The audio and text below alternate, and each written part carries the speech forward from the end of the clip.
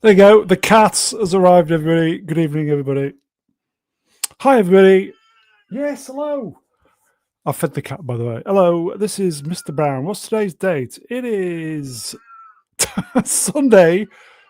Yes, 22nd of February in the year of our Lord, 2026. I am Mr. Brown, and I trust you're all doing pretty well today. I will just say good evening, Slayer Nation, as well. Hope you're doing well. So, shall we get the guests on? I think we should. Okay, first up, the coffee drinking, chain smoking, cigar smoking polar bear himself. It is this the Phobos. Greetings, everyone. All right, pal. Yeah. Yes. Not a lot of coffee this week because I'm sick, but or cigars, but doing okay. How are you, Brune? Yeah, we're not bad here. I fed the cat. The cat entered the bedroom and said, "I'm here." Yes. The second it said stream live, I heard. I kid you not. As soon as I fired it up, the cat's here. Anyway, it is great to have you on, mate. Shall we get the next guest on? Good to be on. Let's please do. Okay. Next up, he's the jester from Leicester, the Star Wars novelist. Don't you know? Plenty going on in the background. He's going to say hello. It is Swap Shop. Hello. Hello. You all right? Yes, I've developed my skills over this last week as a practiced pussy whisperer. And on that bombshell. I know exactly what your cat is saying every time it pops into the room, and it wants to have its own camera and be on the stream as a guest, so you might want to sort that out. Listen, I know what my cat's saying. It isn't anything I can repeat on air. So, Swap, it's great to have you on, mate. Thank you. Am I going to bring you in when needs must, then? 'Cause you're busy, yes? When I'm required, I shall be here. Okay, good lad. Okay. Shall we get the next guest on? Yes. Okay, here's the channel's very own Astromech droid. It is. Yeah, I do need to get a kitty cam. I'll sort that. Even though it's hiding under the bed. It is Professor R2. Well, hello. Yeah. You're right. I'm doing better than your cat, apparently. She's all right. She's been fed, watered. She's all right. Yes. She's 19 in 2 months. Can you believe it? Goodness, that is an old pussy.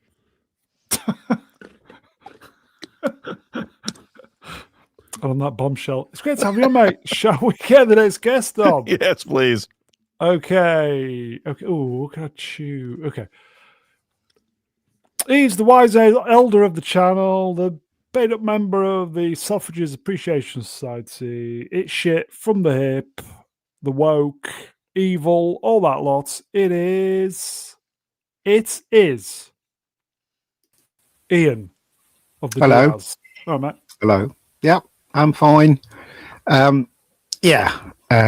we get the next guest out? There is another. Okay. Speaking of old pussy. I just here's a clue. A bar of soap. There you go. That's my clue. Speaking of old pussy, hello. Hi, Vex. You all right?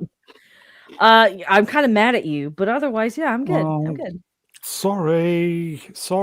Listen, it's not you. Everybody's mad at me, but anyway, sorry. Well, no, I'm mad at you because I think you might have shite taste in film. Okay, because yeah. I have got shite taste in film, but I have. Yep. I trusted you, and I feel deeply betrayed right now. You sold me on Landman, and Landman was very enjoyable, issues and all. And then I watched this, and I'm like, Bone Temple, everybody. What? I seem to recall watching a movie called Romulus because Vex was telling me how great it was. Yes, same here. I do believe I started watching Romulus, and then I thought, this is shite. Turned it off after 15 minutes. Okay, you know what? That's a fair call, but I would also like to bring Exhibit A, which is that I admitted 3 weeks later that I was wrong. Yeah, but the damage had been done, and Ian has his berry. So listen. Okay, none of us are. I have you were going to watch it either way. Let's be honest. I have my flash. We all have our berries. $1 billion. I remember. Yeah, we all One have day our I'll- berries somewhere. One day We're all guilty. One day I'll get it right anyway. Vex, All great right. to have you on, Vex. Thank you for having me. Shall we say good evening, chat? We can all see you. Good evening, good evening, good evening. Okay, let's get some graphics up. Quite a slow news week, everybody. 327. Today's date. The mighty man himself, Robert Duvall. Okay. The BAFTAs were taking place. That's the British of the whatever television things. A thing. It always sounds like the awards they give you when you're taking a shower or something. The BAFTAs. I always feel like. Ian, does Keith go to the BAFTAs? I'm not sure. One of my friends is there though. I just saw a picture of her all dressed up to the nines. Okay. Yeah. But the BAFTAs really is for middle class and upper class people. And gay Really? people. Gay, trans, LGBTQP, whatever. it A, is. B, C, D, E, That's F, right. G, H, I, J, Oh, K. What are they L, going to M, N, do when they run O, out of S. letters? 1, They're 2, gonna stop 3, at 4, P. Everybody 5. knows that. Uh, They're stopping at P. That's what everybody wants. oh, as in you are correct. Oh, as in yes. we're that is stopping the at Savile. that's the goal in the end. Yes, to end with portable P. document format. Yes, please like the stream, people. We've got almost 100 people here, and I guess what we would losing- appreciate it. Guess what? Because YouTube doesn't know what to do with my channel, because maybe it's because I'm shit with the algorithm stuff or whatever, we're losing subs again. But never mind. Big thank you to all the channel members. Okay, so BAFTA, we'll go straight into that. So who saw this? This literally just before we started.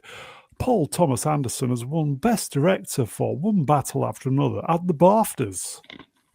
At the Doesn't BAFTAs. deserve it. The BAFTAs? He doesn't deserve it. This film was At shit. the BAFTAs, Vex, do you have an opinion of the BAFTAs? I didn't watch this film, but I know that this movie also won supporting actor, director, and Everything there's one, else. adapted screenplay, and cinematography, editing, and that looks to be it. Yeah, this swept actually more than Sinners. So I have no comments. I haven't seen the film. Well, the BAFTAs are pretty racists, aren't they? Because when it really comes down to it, the people of color don't really win a thing. They win little bits, but they don't really win the crown, if you know what I mean. So, Is it all the gay people who win the crowns? well, it's coming. It's coming. But this film was absolute coming. bollocks.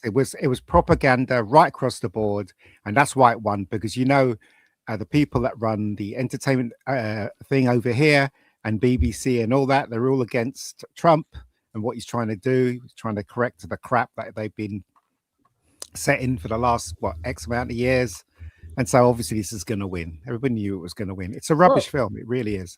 Speaking of colored people, Ryan Coogler did win Best Original Screenplay this Who's year. Banging. Well, they by had the to way. give him something, right?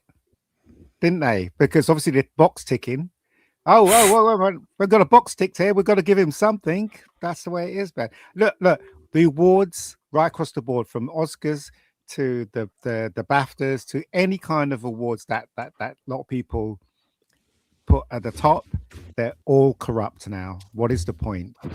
We all Oh, yeah. I mean, it's the same here. It's the same with all the award shows. The Golden Globes are the worst. They've actually been sued a couple times. Yeah. It's all And the corrupt. people that put on the Golden Globes actually own the big talent agency that all the winners belong to. Wow, I didn't know that. Yep. Yeah, it's a Robert Penske production, Yep. I was who looking owns for- all of the Hollywood trades, by the way, which makes it just trade. Okay, I'll say this again. All the movies I actually did go to see at the cinema this year or last year, whenever it was now, always had seem to have the trailer for this every time, and I thought this looks really good. I'm quite looking forward to this. Paul Thomas Anderson, blah blah blah blah blah. and I didn't see it, and I don't want to see it. Last year, nobody saw the films that won awards. This year is going to be the same thing, right? Yeah. Maybe a lot of people, maybe people will go and see this one because it's been out there, it's been pushed. Well, but you know, they'll start to watch it and then they'll give up because it's awful and unbearable. But it could have been a good movie. It could have been sort of a wacky, dark comedy, sort of a crazy Anderson movie. But he had to go full agenda on this. And it meant that the movie's going to suck. Yeah. And the agenda is the only reason that it's getting any awards at all. The acting, the actual work that was done here, the writing, which is horrendous, stupid. It's getting awards because of the agenda that it's pushing. That's it. Do you know what? When I first saw the trailer in cinema, I was like, oh, it's Anderson. Oh, great. And then when I saw Leo and he goes, "This is my daughter," I thought, "Oh fuck!" And then that was that. I didn't want to see it. Did not want to see it. I ended up seeing it though. Yeah, if they treated this like a military version of The Life Aquatic, it would have been freaking hilarious. Anyway. Okay, so that was Best Director. Deserved. No. And El Arte del Cine BAFTA 2026, one battle after another. Mejor Película para los Británicos. I didn't know you speak Spanish, Brown. Un poco. Do you know what should have been nominated? Best movie, everybody. Rental Family with Brendan Fraser. That was really good. Really good. There's a lot of movies that are missing from this overall list. Yeah. Yeah, this movie is just the Amelia Perez of this year. Well, not as bad. I got to admit, I haven't seen Amelia Perez. I've seen this film. I know it's. I might argue the point. Here you go, Dirky Face Numbers Wrench. Sorry, mate. Brune, no one saw it. That's why it lost 100 mil plus. Mm-hmm. That's a bit of a stream killer then. So it's going to clear up. Sentimental Value is really good as well. Was that nominated? Because that was really. It was good. in a couple categories, but it wasn't for cinematography or best picture. Okay, so this is obviously the winner of the. Well, it's going to clean the board at the Oscars, yes. Probably that and Sinners. Suspect, unless Sinners does, because they're getting some bad PR. Well, they're more into their box ticking in the Oscars than there are in BAFTAs. They do have the box ticking in BAFTAs, but the box ticking is very, very, very prevalent in the Oscars. So I reckon Sinners is going to win over this one in the Oscars. Yeah, that's what I'm saying. Yeah, especially because they've lost a little bit of ground pandering to that particular community lately. If all of you were films, me and Vex would win all the awards. Oh, I don't know. If we were films, Vex would be sort of the would be a horror movie. She would be the Toronto of films, so they would ostracise her. Well, I'd be the film that checks every box, but then I'd actually be a good film, and so they'd be at a crossroads, So checks every box or licks every box. Jiggles every box. Hello, Ma. Ian, we got a very nice gift from Mog. Yeah, Mog's. Tell you what, we've done with obviously one battle after another is going to win everything. So yes, okay. Let's do some. Let's do the super chats and members. Okay. Dutch Gradient Trench was about $2. Thank you, my friend. My late parents were married 62 years ago today. Oh. 62 years, damn. Feel for you, buddy. Mm-hmm. Istophobos Wrenched Warsport member for lucky 13 months. 13 months. What? Crikey, please help support the channel. Everybody who's in the chat supports it. I've known that word in ages, crikey. Speaking of, listen, the mighty alpha male Mog. alpha male, everybody. Wrench will spot.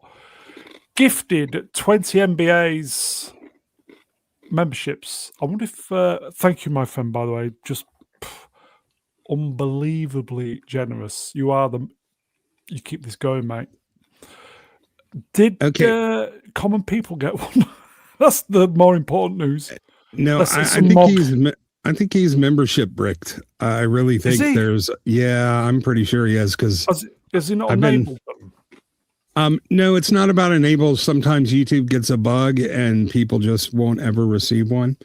But I wanted to ask you, because I can't go back and rewatch this crap. Was the guy's name really Mog in The Acolyte? Yes. Yeah. I thought we just called him Mog. I didn't. No, I couldn't even. That's his real fucking Mog. name. Yep. Yeah. What was the Jediabetes guy called? Was it Jinston the pasty or something? I don't know. Ginseng pasty. I could see that. It was what was it? Fatawan. Not Padawan. Fatawan. Pygon Ginsters, that was it. Oh God. Yes. But it was Mog. It absolutely was Mog. Mogadana was the name of the character. Leslie Headland named everyone in that show by opening her medicine cabinet and looking on the shelf in her bathroom. That's where Osha and May comes from. Mm-hmm. That's where Mog they're all just feminine hygiene stuff. She knows more about Star Wars than Auntie Kathy. Well, Star Wars saved her life. All the Star Wars. Okay. Cheers, Mog. Shall we? Okay. So, final episode tonight, I do believe. A Night of the Seven Kingdoms. Who's watching this still? Yeah, I'm watching it. Yeah, still. What do you mean? It just keeps getting better. I picked this up over the last couple of days. I've made it through the first 3 episodes. I love it. Really? I want to sit down and watch it with my wife. I think she'll love it too. It is charming. It is a lovely story with some fantastic acting from these characters.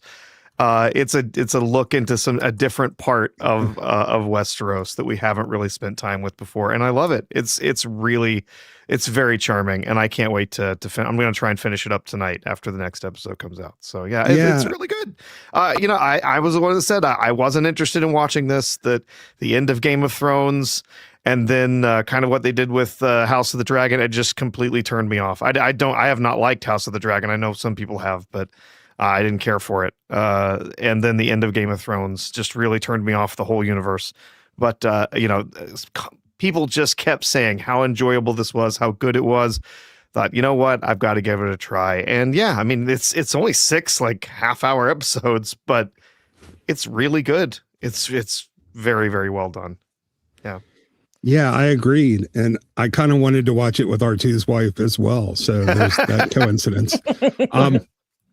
Is knowing how Game of Thrones finished, is this an issue with it? Or are you just accepting it as a separate piece of entertainment? Oh, it's completely separate. You don't have to have watched Game of Thrones or even know anything about Game of Thrones. And I'm not saying I'm sold on season 2 and 3 of this, but I think season 1 is a lock to be great. So it's much more self-contained.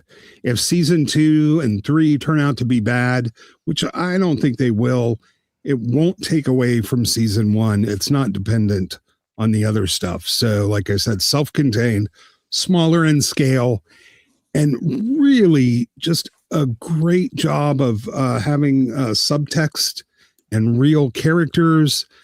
It has tremendous setups and payoffs that are very subtle, that reward rewatching. And it's fun, which we don't see on TV much at all. Yeah. Vex, is this up your Strasse? Haven't watched it. Haven't watched Game of Thrones. Haven't watched the spinoffs. Haven't read the books, so didn't bother with this. There you go. Are you not into any of this? I'm not.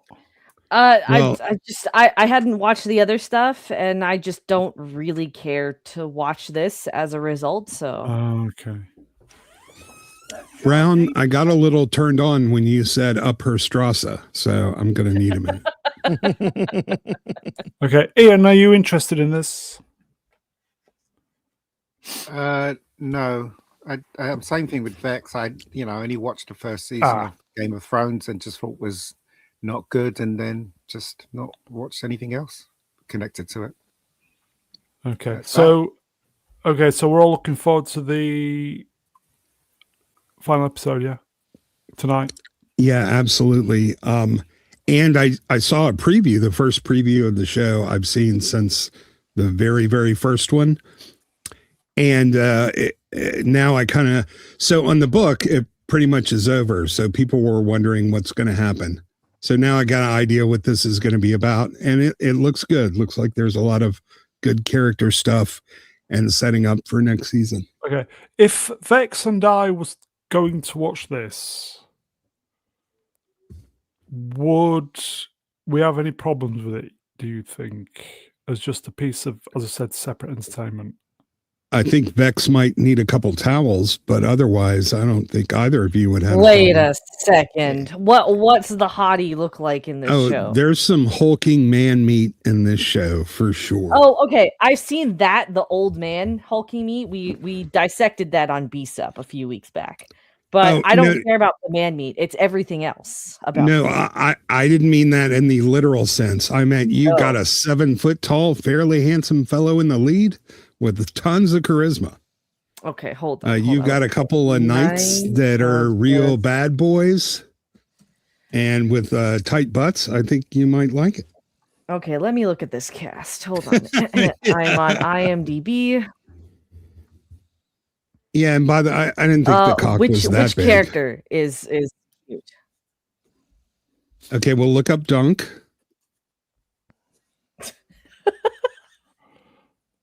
Today. Yeah. Okay. All right. Dunk. Okay. Yeah. We may need convincing anyway. If you're at all interested in a solid story, my internet started glitching out when I looked it up. Oh yeah, it's a good story. It's interesting. You don't have to know anything about anything else that's going on in Game of Thrones or in any of this other spinoffs or anything. It's a very self-contained story. If you know about the universe and you know how some of the different characters connect to each other, if you know who these characters are and what houses they belong to when they're named, there is connective tissue there, but it's not required for understanding what's going on in the story. Okay. Yeah, nice little member berries for fans of the property, but totally unnecessary. And there are some harlots in here, so that's always a bonus. Okay, I'll just not my bag, so I'm not gonna watch it anyway. Should we move on? I think it's a sidestep. Episode 5, A Knight of the Seven Kingdoms, has a 9.8 rating on Internet Movie Database. It is in the top 5 highest rated episodes in the entire Game of Thrones universe. Deserved? I think well deserved. Absolutely. Absolutely. I suspect tonight might even be higher. The show's not had a very big budget, has it? That's relative to Westeros shows, but it's still it's not cheap. It's just not ridiculously expensive like House of the Dragon and Game of Thrones. Okay. Let's sidestep. First poster, House of the Dragon Season 3, releasing in June, or is it June, on HBO? Anybody? They screwed the pooch with Season 2 for me. Oh. I didn't really even like Season 1. Yeah, it's much more of an encyclopedic thing than Game of Thrones. By the way, Night of Seven Kingdoms is 6 to 10 million per episode. Okay. Tune. Oh, boomerang. Boomerang. June. Okay. So it's a bit of a no-no then, yes, boys and girls. Not for me. I'm actually worried that it will ruin my enjoyment of Night of the Seven Kingdoms, so I'm just going to stay away from it. Okay. How much was the Acolyte per episode? Was it like 32 million? Probably. I don't remember. Yeah, the it total. something Well, ridiculous. in the end, 300 mil for 10 yeah, in episodes. the end, yeah. Yeah, Jesus. So think of how many Night of the Seven Kingdoms they could make. It was there on the screen though, so I didn't have a problem with that. Justin Channels Wrench Will Sport has gifted a membership, so if you got that, thank Justin. Cheers, my friend. Should we do a quick super?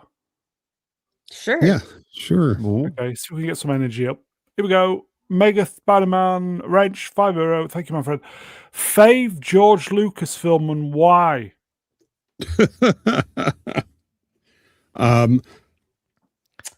Star Has he Wars. directed anything other than Star Wars? Yeah, he did. He did American Graffiti, THX 1138. Red and, Tails or something stupid like that. Yeah, that was terrible. Did he direct Red Howard Tails. the Duck, or did he just put his name on it? I don't think he did. I think he just put his name on it. Yeah, I'm gonna go with Star Wars. Duh. You know. Is it favorite directed? Okay, probably Star Wars on. Anybody else? Vex? Anybody? He clearly hasn't directed anything good, so I have an A for this one. Yeah, this is a trick question to see who says A New Hope, and Bob we Hope. didn't fall for that. Bob Hope. Anybody else? Well, Ista's already. Was it Ista or maybe? Yeah, I think it was Ista who said Howard the Duck, so I can't do that one anymore. Shit. He didn't. Well, Raiders of the Lost Ark, I guess. It's his film, but he didn't direct. He didn't direct it. He wrote it. Yeah, it's his film. Yeah. As far as writing and directing, I mean, I know he didn't write the whole thing, but he had a big hand in it. That's the original Star Wars. So it's probably the most applauded version of any of his stuff. So I'll go with that. Yeah, we wouldn't even know the guy's name if it weren't for Star Wars. Okay.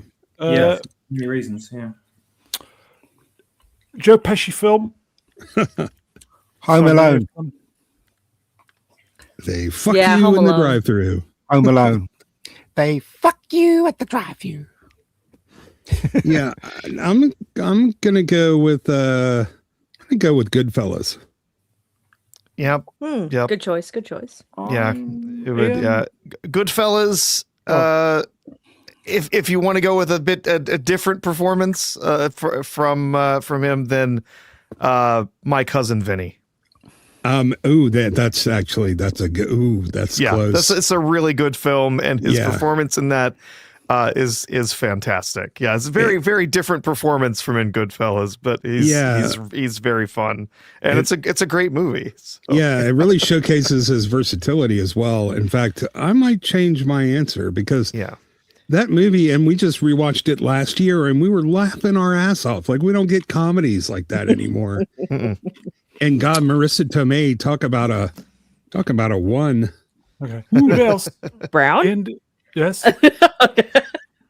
There's a moment of silence there. I was wondering if you left. Okay. Casino for Pesci. Yes. Also very good. Such Good a one great as movie. well. Yeah. Such a great movie, Casino. Is that everybody then? I still think he was great. He was great in Home Alone. I thought he was very funny. Yeah, he was. Absolutely. He was Twops. Yeah, I'd say My Cousin Vinny probably. Home Alone, he was good as well, but My Cousin Vinny, a bit more of a serious, less silly movie. But I like the way he's playing against type in that movie, so I'll go with that one. Okay. Favorite moment. There's only one it could possibly be when he's banging the trans chick, because that was, I was very thinking that diverse. as well. Very diverse. Yeah, I was thinking of that. Very progressive, but then again, just it was the 24th century. But Just anytime he sits in a chair. It's my favorite Riker moment. I'd say, I wouldn't say moment, but episode, definitely, when he wakes up in what seems like the future and realizes it's all a like a projected The reality. Romulan thing, yeah. And he's in a cave. It turns out he's actually in a cave with loads of other unconscious people being sort of farmed for his consciousness or whatever it was. That was genius. And then he finds out that's not actually the reality, and there's a different reality outside that. That blew my mind when I saw that episode. That's the one I'll always remember him for. Oh, the one where he's basically being kidnapped by the little gray alien. Who'd been there on his own for goodness. Yeah. Fucking hell, wasn't it great to have great sci-fi? Amazing. Imagine that. Okay. Vex, do you know who Riker is? No, I don't. I'm sorry. Okay. I didn't really like Riker, to tell you the truth. I thought he was all right, but I don't know. In the movies, he didn't do anything. Let's face it. Yeah, I did Troy. Yeah, and he did Luke and Laura without the Luke, so that's pretty good. The Enterprise with the joystick, that was cool. Oh God, I hate that so much. Jamalama. I was just going to say, Jonathan Frakes directed a play, and they toured during the summer when Next Generation was on hiatus, and I got a chance to see the play and meet him briefly. This is a big dude, man. He's like that guy is. Did you hear what he did on the last day of the TV show when they did the last episode? Him and Geordie and Data, the actors, asked the wardrobe people if they can keep their costumes. And the wardrobe people said no, right? And so they're all going to meet up in this bar to have a drink. And Riker turns up in his uniform. And so does Geordie. They just walked out with the uniforms. Yep. And, listen, man. He didn't, did he? He really seemed to have a good sense of humor, and he just kind of loves what he does. Very, very charismatic and very infectious. The guy just seemed like he still has his fun. He still has the costume, he says. So if he didn't walk out with it, he would never have it, he said. Yeah. So, there you go. Yeah, and he's a Hollywood star that's been married to the same person for like over 30 years, so that means something. That actually is commendable. I will say, unfortunately, though, he has been right there along with Kurtzman helping ruin Star Trek. He's directed numerous episodes of this garbage. Okay. Yeah, you're right about that. Jamalama Wrench will spot $2. Hello, Jams. JFC Vex, just watch the damn show. It's fun. I'll get around to it someday. Okay, there you go. It's very short. They're only half-hour episodes. Yeah, there are only 6 of them. No, I think he means Game of Thrones. No. He's talking about Night of the Seven Kingdoms. What? Oh. What the fuck are we talking about now? Oh. Yeah, I'll get around to it someday. No, I'm not interested. Avoid it. I'm not interested. So if I'm not interested, I have no reason to really watch it. Speaking of not interested, I did promise we wouldn't cover this again, but something big happened. Should we just go straight to it? Did something big happen? Oh, jeez. Fuck. Woke Trek. New Paramount Plus series, Star Trek Starfleet Academy, branded woke for featuring Klingon wearing a dress. The actor playing the characters declared he's Star Trek's first Klingon, and said Klingons wear pretty dresses. Yes, well, just so you know, that's a bloke holding on to a bloke. What? In that That's picture. a dude? What? Yeah. Yeah, he was actually the maid of honor at the guys. Listen, the show exists for the sole purpose of humiliating men. They actually mentioned eating Klingon ass. I'm not kidding. What? They got the Vulcan blood red and galactic meteor shower and a glitchy hologram affected by gravity. It's just absurd. So what's Klingon ass? Is that like Gak or something that we haven't seen yet? No, no. Paul Giamatti talks about a Klingon getting eaten down to his sphincter. Oh, No, I'm So not technically kidding. not eating ass What? then if you didn't eat the sphincter. The fuck? Well, I assume they were saving that for last. So ass and all. Yes. yeah. But yeah, oh yeah, the Klingon and the ball gown thing in like big old lifts. It's ridiculous. Absolutely ridiculous. And yes, that on the left is a dude. Yeah. And they finally gave a flaw to Miss Space Jesus Genesis. And you know what her flaw is? And I'm not fucking kidding you. Her flaw was she didn't realize just how good she was. That was her flaw. Yep. Isn't that all of these Mary Sues in these shows? It's exactly the same thing. Yeah, but they're not usually explicit like on a Starfleet resume. Like, you know, in case you missed it, we'll spell it out for you.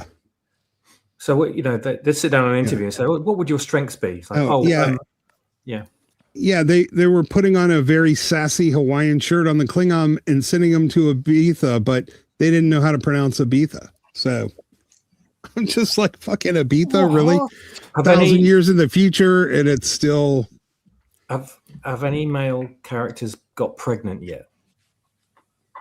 Not yet, but there's still 2 more episodes. Yeah, and, you know, a couple of them had sex, so they might be pregnant. We just don't know yet. So. I'm just waiting for that. You know it's going to happen. Even though they did do that in Enterprise, technically, but it was done well. Yeah, like I said, I actually tried starting watching. I got about 10 minutes. I was like, fuck it, I can't do this anymore. There you go. Wrenched. Not going to lie. If I was drunk enough, I'd probably do the one on the left without realizing, damn, get you. Dirty. Good Lord.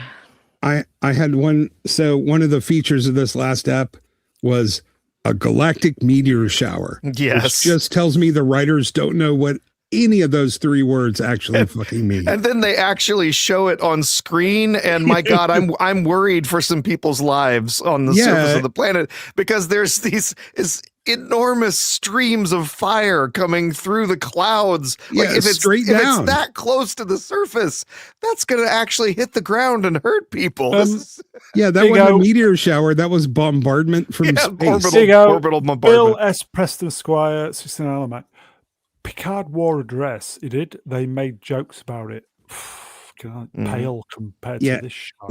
He didn't wear a wedding dress, though, for fuck's sake. They had scants that they wore early on. Uniform. Yeah. Not a ball gown. Star Trek is my favorite show ever. Not anymore. Yeah. Well, this isn't Star Trek, so you're safe. Yeah, we can only hope that this is the Kelvin verse and they're shove it all down a black hole. You see it? I didn't see it in Star Trek unless they eradicate all this shit. We can't. If someone good comes into Star Trek and they start making good Star Trek, but yet this thing still exists, there's no point in watching it. No point in watching good Star Trek. Obviously, all the big commentators are saying, "Oh, Star Trek's dead. Rest it for whatever, for fucking ever, whatever. It's dead." I disagree. Just write proper Star Trek how it used to be, and people will watch it. No. What you have to do is you have to eradicate all of this shit. All of it, right? All of the crap that came after the Star Trek that we knew. Otherwise, it's pointless going forward if this thing still exists. Yeah. No, the line this week, Brown, the line this week has been that if we don't start giving this better ratings, if we don't start liking this show and talking about how much we like it, then they might cancel Star Trek. If we don't support this Star Trek, they might not make other Star Trek. They might put it on hiatus for 10 years or 15 years. Well, and as Drinker said, don't threaten us with a good time. A good time, yeah. Okay? Yeah. Yeah. No, exactly. We're not supporting this because it's not Star Trek. It's trash. It's terrible. We're not going to give this good ratings because you slap a sticker on the side that says it's Star Trek, and now we're just supposed to dance along and cheer for it because, oh, well, it's Star Trek. Hell No, Yeah, here you go. it's Adam, garbage. Here you go. Adam, Paddy, Reg. Oh, mate. Cancel the franchise. Don't threaten us with a good fucking time. Yeah, and R2, don't forget exactly what he said. Stop review bombing. So at the same time he says that, he still invalidates the bad reviews as if it wasn't deserving of it. Yeah. So there's another little dig in there. Okay. It's not review bombing. It's simply calling it what it is, which is shite. Okay. Has asked me, performing dog, me, Mr. Brown, that's me. Please ask Mega Geek, that's you, Ian. What would he say at the award ceremony where he gets an Oscar for Rebecca Gold 14? I wouldn't be there. I'll just let Keith collect it for me. Go on, Keith. Can you collect it for me? Thanks very much. But honestly, it's all corrupt nonsense now. Everything's corrupt, and you know what? They're not scared of actually showing you it's corrupt, and they're not Yeah, they scared don't care to show you anymore. this Yeah, stuff. yeah, They don't yeah. care, and Yeah. so why should we care? Look, if the new showrunner comes into Doctor Who and he doesn't start from the Comes point in? What? where Bacaldi says, Doctor, I let you go. If he doesn't start from there, there's no point in watching it because it's just gonna that crap is still gonna be included in the Doctor. Same thing with Star Trek. They have to get rid of all this crap to bring back the audience. If they don't, there's no point. Ian, what about that rumor that I heard in Rebecca Gold 3? She's going to come out as straight. Well, that's the, Yeah, that's probably. that's the in thing now, isn't it? Why are you Probably. straight? Probably. So yeah.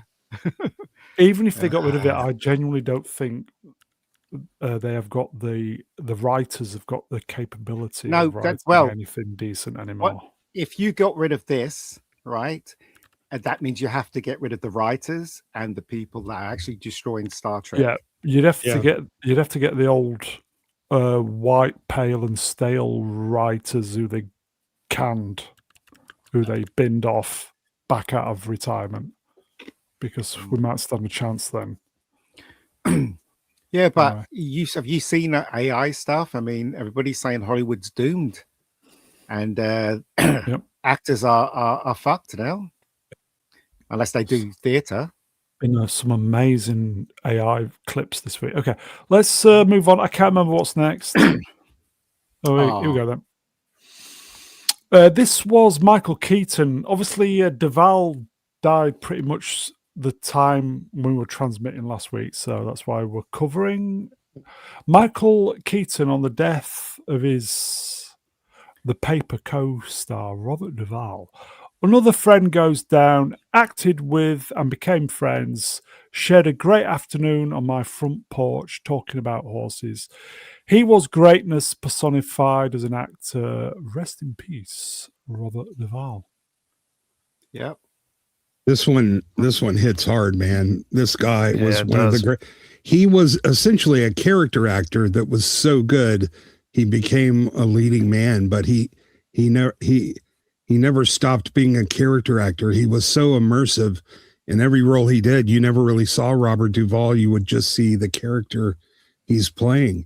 He received 7 Academy Award nominations during his career, which back when it actually meant something. And he won Best Actor. And, he was actually the son of a U.S. Navy Rear Admiral. A lot of people don't know that. And he served in the Army. So he's a good actor. Yeah, you're absolutely right, though. Any character he plays is him. I think the best character he actually played was Falling Down, the cop in Falling Down. I thought he was absolutely that was all right, yeah. He's actually the oldest actor ever nominated for a Best Supporting Actor. Yeah. He was 84 when he's nominated for The Judge in 2014. Yeah. He was an outstanding actor. He elevated every project he was ever part of, whether it was The Godfather or if it was something like more of a kid's movie, like Secondhand Lions or something, right? Doesn't matter. He was always, Sorry, go ahead, mate. Go on. No, I was just going to say he was always committed to what he was doing in his role. He was always there being professional and, just like I said, bringing up everyone else in the production. And I would say, if we're going to get the question, like your favorite, what's your favorite Robert Duvall film? Obviously, if we're going to say, favorite film that he's in, it would be The Godfather. But if you have not seen his sort of auteur turn with The Apostle, he wrote, directed, and starred in The Apostle. It is a great film. It's touching, very, very interesting premise, and his performance in it is fantastic. And his personal favorite role was Gus McCrae in Lonesome Dove. Lonesome Dove. It's been years since I've watched that series. It's so good. I need to go back to it. He wasn't a fan of Stanley Kubrick. I heard an interview with him once, and he said that every Stanley Kubrick film, the acting is pretty shite in all of them. So that was crazy. Well, he said he told you why. Actually, I've seen that interview. He talked about it because Kubrick was a perfectionist, and he would make you do 60 or 70 takes, and he would say by the time you get past like take number 5. Like, you're not delivering a performance anymore. You're just sort of reading the lines. So. Oh, yeah. And I have a reverse super chat for Mecha Geek. Robert Duvall was in one of those George Lucas movies you asked about. George Lucas movie? Yeah. It was THX 1138, George Lucas's first movie. Yeah, so, Vex, fan of Duvall? She's gone to bed. Guess not. No, she's busy. Give her a sorry, I was muted. My bad. No, he was Boo Radley in the only film adaptation of To Kill a Mockingbird. That was also his debut role. So, yep. Yes. Yep. Excellent. Yeah. Swappers, Duvall fan? I wouldn't say massive fan, but what I've seen him in, fantastic, incredible actor. Like, I need to go back and watch the entire movie, Apocalypse Now. But what I saw of him in that, that was good. He was like an actual, soldier in that movie, as opposed to other people acting to play them. I thought, that, he, in most of his roles, he looks like a real person brought in to the studio to do their thing. Yeah. As everyone else seems like you kind of know they're actors. So this is what I mean when people say he disappears into a role. More of a chameleon that can guise himself between different people than he is an actor playing people. It seems like it's just natural, so unbelievably natural. It's a tragedy that he unfortunately, as we all do, reach a certain age and expire. But I'm going to have to, as part of my homework list, go back and see a lot more films that he was in, because he's just an absolute joy to watch and fascinating, and with how real he makes everything he portrays. Yeah. Did you know that when he was when he did To Kill a Mockingbird and he was struggling, he was roommates with Dustin Hoffman and Gene Hackman. They all three lived in the same apartment in New York. Yes. And every one of them, man, I don't know what was in the water, but I can't imagine another actor on the planet that could have pulled off Colonel Kilgore the way he did. I can't think of anybody who could have done that. But if there was somebody who could have done it, I think it was Gene Hackman, his roommate. So, God damn, man, that's a lot of talent. And that, what year Apocalypse? When they were all roommates. When a roommate. 62, 61, and 60. Yeah. The 60s, there was something strange about the 60s. Same thing happened with Michael Caine.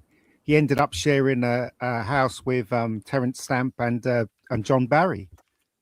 So that's it was like all people were going to be famous, kind of clubbed together for some reason. Yeah, it was like all the musicians in L.A. on Lookout Mountain Road. All they got Jackson Brown and James Taylor and Joni Mitchell. All struggling actors, struggling performers. All sharing a small apartment because it's the only way they can survive in New York, right? It's the only way they can have a place. But all crazy talented. It's really nuts. So, and he was a direct descendant of General Robert E. Lee. Wow. Didn't know that. Kind of shows, I think. I really do feel like now that you say it, they do have kind of a commanding presence. Yeah. I mean, we've lost so many good people this year, but this one hurts, man. This is like Shatner level going away hurt. Yeah, except that Duvall was always, I think the other thing that has always endeared me to him, he was always understated. He was, he was never the guy who was there to take over and be in charge, and everyone was going to look at me. I'm the big center of everything that's going on around me, kind of thing. He was in his movies, and he did his work, and he did it really, really well. And he gained the admiration of like others around him just because he was so committed to what he did, and that's why people loved him in their productions. Because he was always committed to the role he was there for. Yeah, it's hard. He stood out in The Godfather by not standing out, which is just an amazing trick. Because everyone else is chewing the fuck out of the scenery, but he's just winning it. Yeah, he was good in Reacher. Remember that Tom Cruise Reacher? He was really good. It was like stole most of the scenes that he stole it from Tom Cruise. Yeah, Kilgore is probably his most, bombastic role, but he was still understated for that. Dr. Iceman, Wrench, hello, Doc. I love the fact that he didn't do Godfather 3. We all do. Anybody see the Conan O'Brien clip that was posted a couple of days ago about why he didn't do it?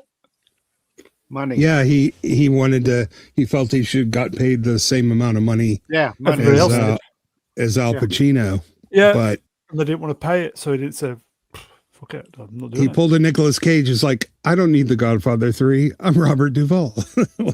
Yeah, I haven't seen Godfather 3. Nor have I. Neither have I. Well, you're all right. You're okay. So you want to know? I'm not going to tell you it's essential watching. 1 and 2 are fantastic. They are. Duvall was in Argentina, and he meant to go out of his hotel to a bakery, and the bakery was closed. So he went next door to a flower shop, and I'm saying that backwards. He meant to go get flowers. It was closed, so he went next door to the bakery, and he met this woman named Luciana Pedraza, who became his last wife. Damn. How many times was he married? 4. Wow. But they were all for a long, time. He none of this, 9-month engagement, marriage, breakup bullshit. Okay. Yeah. His last wife, they were married for 20 years until his death. Yeah. And he owned a Civil War reenactment farm in Virginia. That's just, again, Robert E. Lee. Like, what are you going to do? Okay, let's move on. I don't know if it's a size set. I can't remember. Oh, it is. Anybody see this? Oh, yeah. R.I.P. to Robert Duvall, who appeared uncredited for a few seconds on a swing in Invasion of the Body Snatchers, 1978. A quiet cameo he did as a favor to director Philip Kaufman, yet it became one of the film's most haunting images. Yeah, because we said that dude looks just like Robert Duvall, man. Right. But it couldn't possibly have been him. I didn't know until years later. I need to reset my mic, so if you could fill, that'd be great. Right. Yeah, it was just one of those weird things when the movie came out. Like, of course, it's not Robert Duvall. We know he'd be in the credits. He'd have a star. No, it was him. We're just like, man, that dude looks just like him. A lot of actors do that, though. I mean, Robin Williams did loads of films where he wasn't credited, didn't he? Yeah, so. Yeah, but this was what, 78? Yeah. So they didn't do it as much back then, I think. Yeah. Just a creepy priest in a swing watching everyone else go by. It is disturbing. I mean, they're right. Like when you watch the film, like, and then it cuts to a POV of him on the swing, and the camera's swinging back and forth as he's watching the children and everything. Yeah, and the look that he's giving, it's very intense and creepy. Yeah, it's taken over. That's why. Yeah, he's not the real priest. Yeah, exactly. He is the king of understated. R2 nailed that. He. Been a long time since Melvin Deeply. Here you go, Melvin putting the boot in probably. Melvin Deeply, Wrench, World Sport, 2 poons. Hello, mate. Bruce not gay. He can't get S3 off men either. Cheers, mate. Put the boot in. Everybody else does. Cheers, pal. Always appreciate the constructive comments. Okay. That's R.I.P. Robert Duvall, then, folks. Shall we move on? Mm-hmm. Who saw this? I think we all did. 'Cause shit. we had a conversation about it. Daniel Craig said the reason James Bond movies never got serious and dark, got serious and dark was because of Austin Powers movies. We had to destroy the myth because Mike Myers fucked us. I'm a huge fan, so don't get me wrong, but he made it impossible to do the gags. That's a bunch of bullshit, cope, fucking Rubbish. excuse making rubbish. Exactly. Yeah. Daniel Craig's a fucking asshole. He really is. He destroyed James Bond. You The did. twat. It did. Yeah. And what a lot of people probably don't remember is that James Bond at a time was releasing alongside Austin Powers because that was the Pearson, the Brosnan. Yeah. These era movies Bond. were so long before his little stint. God, And I wonder. He must. There was a brief overlay too between Austin Powers, James Bond, the Bourne series, and the Mission Impossible series. So Yeah. He went to Chat GPT and asked, "What excuse can I give for my movies sucking?" And this is what Chat GPT gave him. Do you know Chat GPT didn't know that Charlie Kirk had died? Isn't that weird? He's not What? programmed to look into that kind of stuff. Oh, really? He's not allowed to look into people who died or stuff. I'm that's saying on that internet? the people that program Chat GPT avoid right. certain topics and Okay. discussions. That's Well, why you I can't trust see. Okay. AIs. Well, we're talking I about see. Bond. I don't know. We got onto that. But Yeah. Well, Listen, come up with a better excuse, like, your movie sucked No, because no, you Danny suck. Craig doesn't know anything about James Bond at all. He was hired by a producer that fancied him because, in her words, he had a nice ass. So they hired him, and he's shorter than all the James Bond person, and he's ugly as well with big ears. He looks like Mr. Potato Head, and and he wrecked Bond. He wrecked. Yeah, it completely. are you telling me Cavill didn't have a great ass? I'm not believing that. Look, the rumor I heard, right, because I know someone that works for Eon, is that everyone wanted Cavill. Everyone, right? But it was Barbara Broccoli that said, no, let's go for Daniel Craig. He just come off a film. What's his name? Henry is not known. Nobody knows who he is. Let's go for him. But the real reason is because she fancies the socks off him. So nobody knew Daniel Craig though in the West either when he was cast as Bond. We knew him in the layer UK. cake. Yeah, layer cake. Because of layer Layer cake. Cake, right? But Americans didn't know him. Well, she just wanted to get herself a little piece of Craig, so we all suffered. Yeah. Casting couch in reverse. Me too. Yeah. Kingsman 1 was great. Was more Bond than the current Bond it was. Yeah. And they managed to have gags that weren't ruined because of Austin fucking Powers. I always see the Kingsman like the Charlie's Angels. Remember when Charlie's Angels did incredible things like jump in the air and defy gravity? Kingsman was kind of like that, wasn't it? But it was slightly better. Melvin, Daniel Craig is a really ugly dude with a massive dong.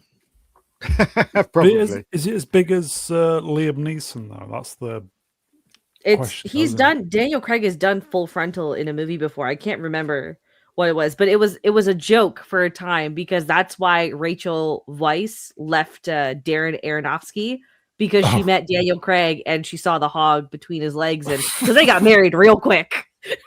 Real quick. So Like Rachel Weisz couldn't get a hog when she wanted a hog. Okay, let's do. I know. But... Okay, let's do some super chats. Put the boot into Brune. Melvin Deeply, Wrench will spot 2 boons. That was my little joke. It was. Melvin Deeply again. Wrench will spot 2 poons. He gets plenty of men. There you go, folks. Well, that joke wasn't the only thing of Melvin's that's little. But comedian, isn't he? Didn't Daniel But, Craig turn up in a dress Is there on always- one screening or something? Oh like yeah, that? yeah. What? He was dressing a little gay before it really became popular too. Yeah, he was. Yeah. I remember that, like early 2000s. He was already like, I'm like, that dude's gay. Damn. Okay, I will say also, Star Trek and James Bond are my favourites. Not anymore. Oh well, shall we sidestep on 1 hour? Jacob Elordi reportedly been offered the role of James Bond 007. God, Can I help make us. a Speaking of gay, hot take here? Why are you straight? Go on. I don't like this casting. I want to be clear. I don't see him as twinkish as most of the other male actors these days. Like if you put him next to Timothy Chalamet, one of them has a pretty clear jawline and shoulders, right? But the bigger issue I see with this is that if you cast someone this young as Bond, then that means the stories are going to reflect his youth. So you're going to get a character that isn't suave, that isn't smart, that isn't action heavy or calculated. Instead, you're going to get how did Bond become Bond, which is not what the franchise needs at all. So if this is true, and if he does get cast, I have no problem with Jacob as an actor, but as Bond, I have a lot of issues, and I have no faith in whatever this new era of Bond will be if he is Bond. But this is what they're trying to Amen. do. They're trying to get rid of the masculinity and the actual true men that look like true men. Do you understand what I'm saying? That's what they're trying to get rid of. That's why they cast this guy here. Here you go. Get rid of it. Here you go. Ruddy Island Boy.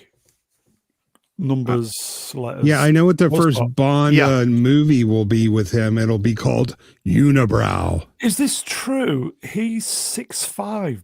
Bond. Yeah, Yes. 6'6", I thought. Yeah, 6'5", 6'6". He is quite tall, which is kind of hilarious when you think about James Bond going to try and blend into a crowd in a foreign country. Oh. Yeah, way He's to going to be blend in. head taller than everyone else around. Yeah, and to be fair, his height is one of the reasons he looks a little twinkish. He's not that scrawny.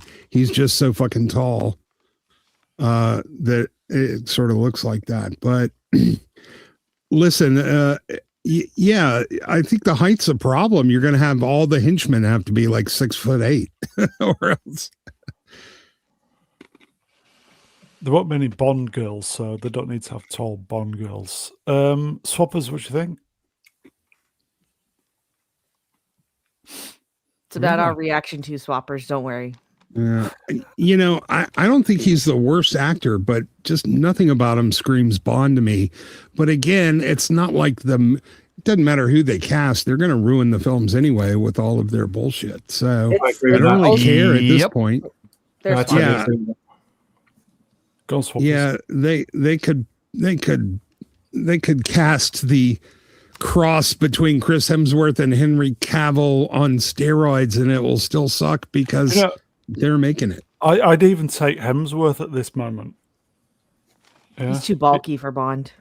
Well, he could lose a bit of weight, but It doesn't matter who they cast, but we're looking at it going in the direction of Star Trek.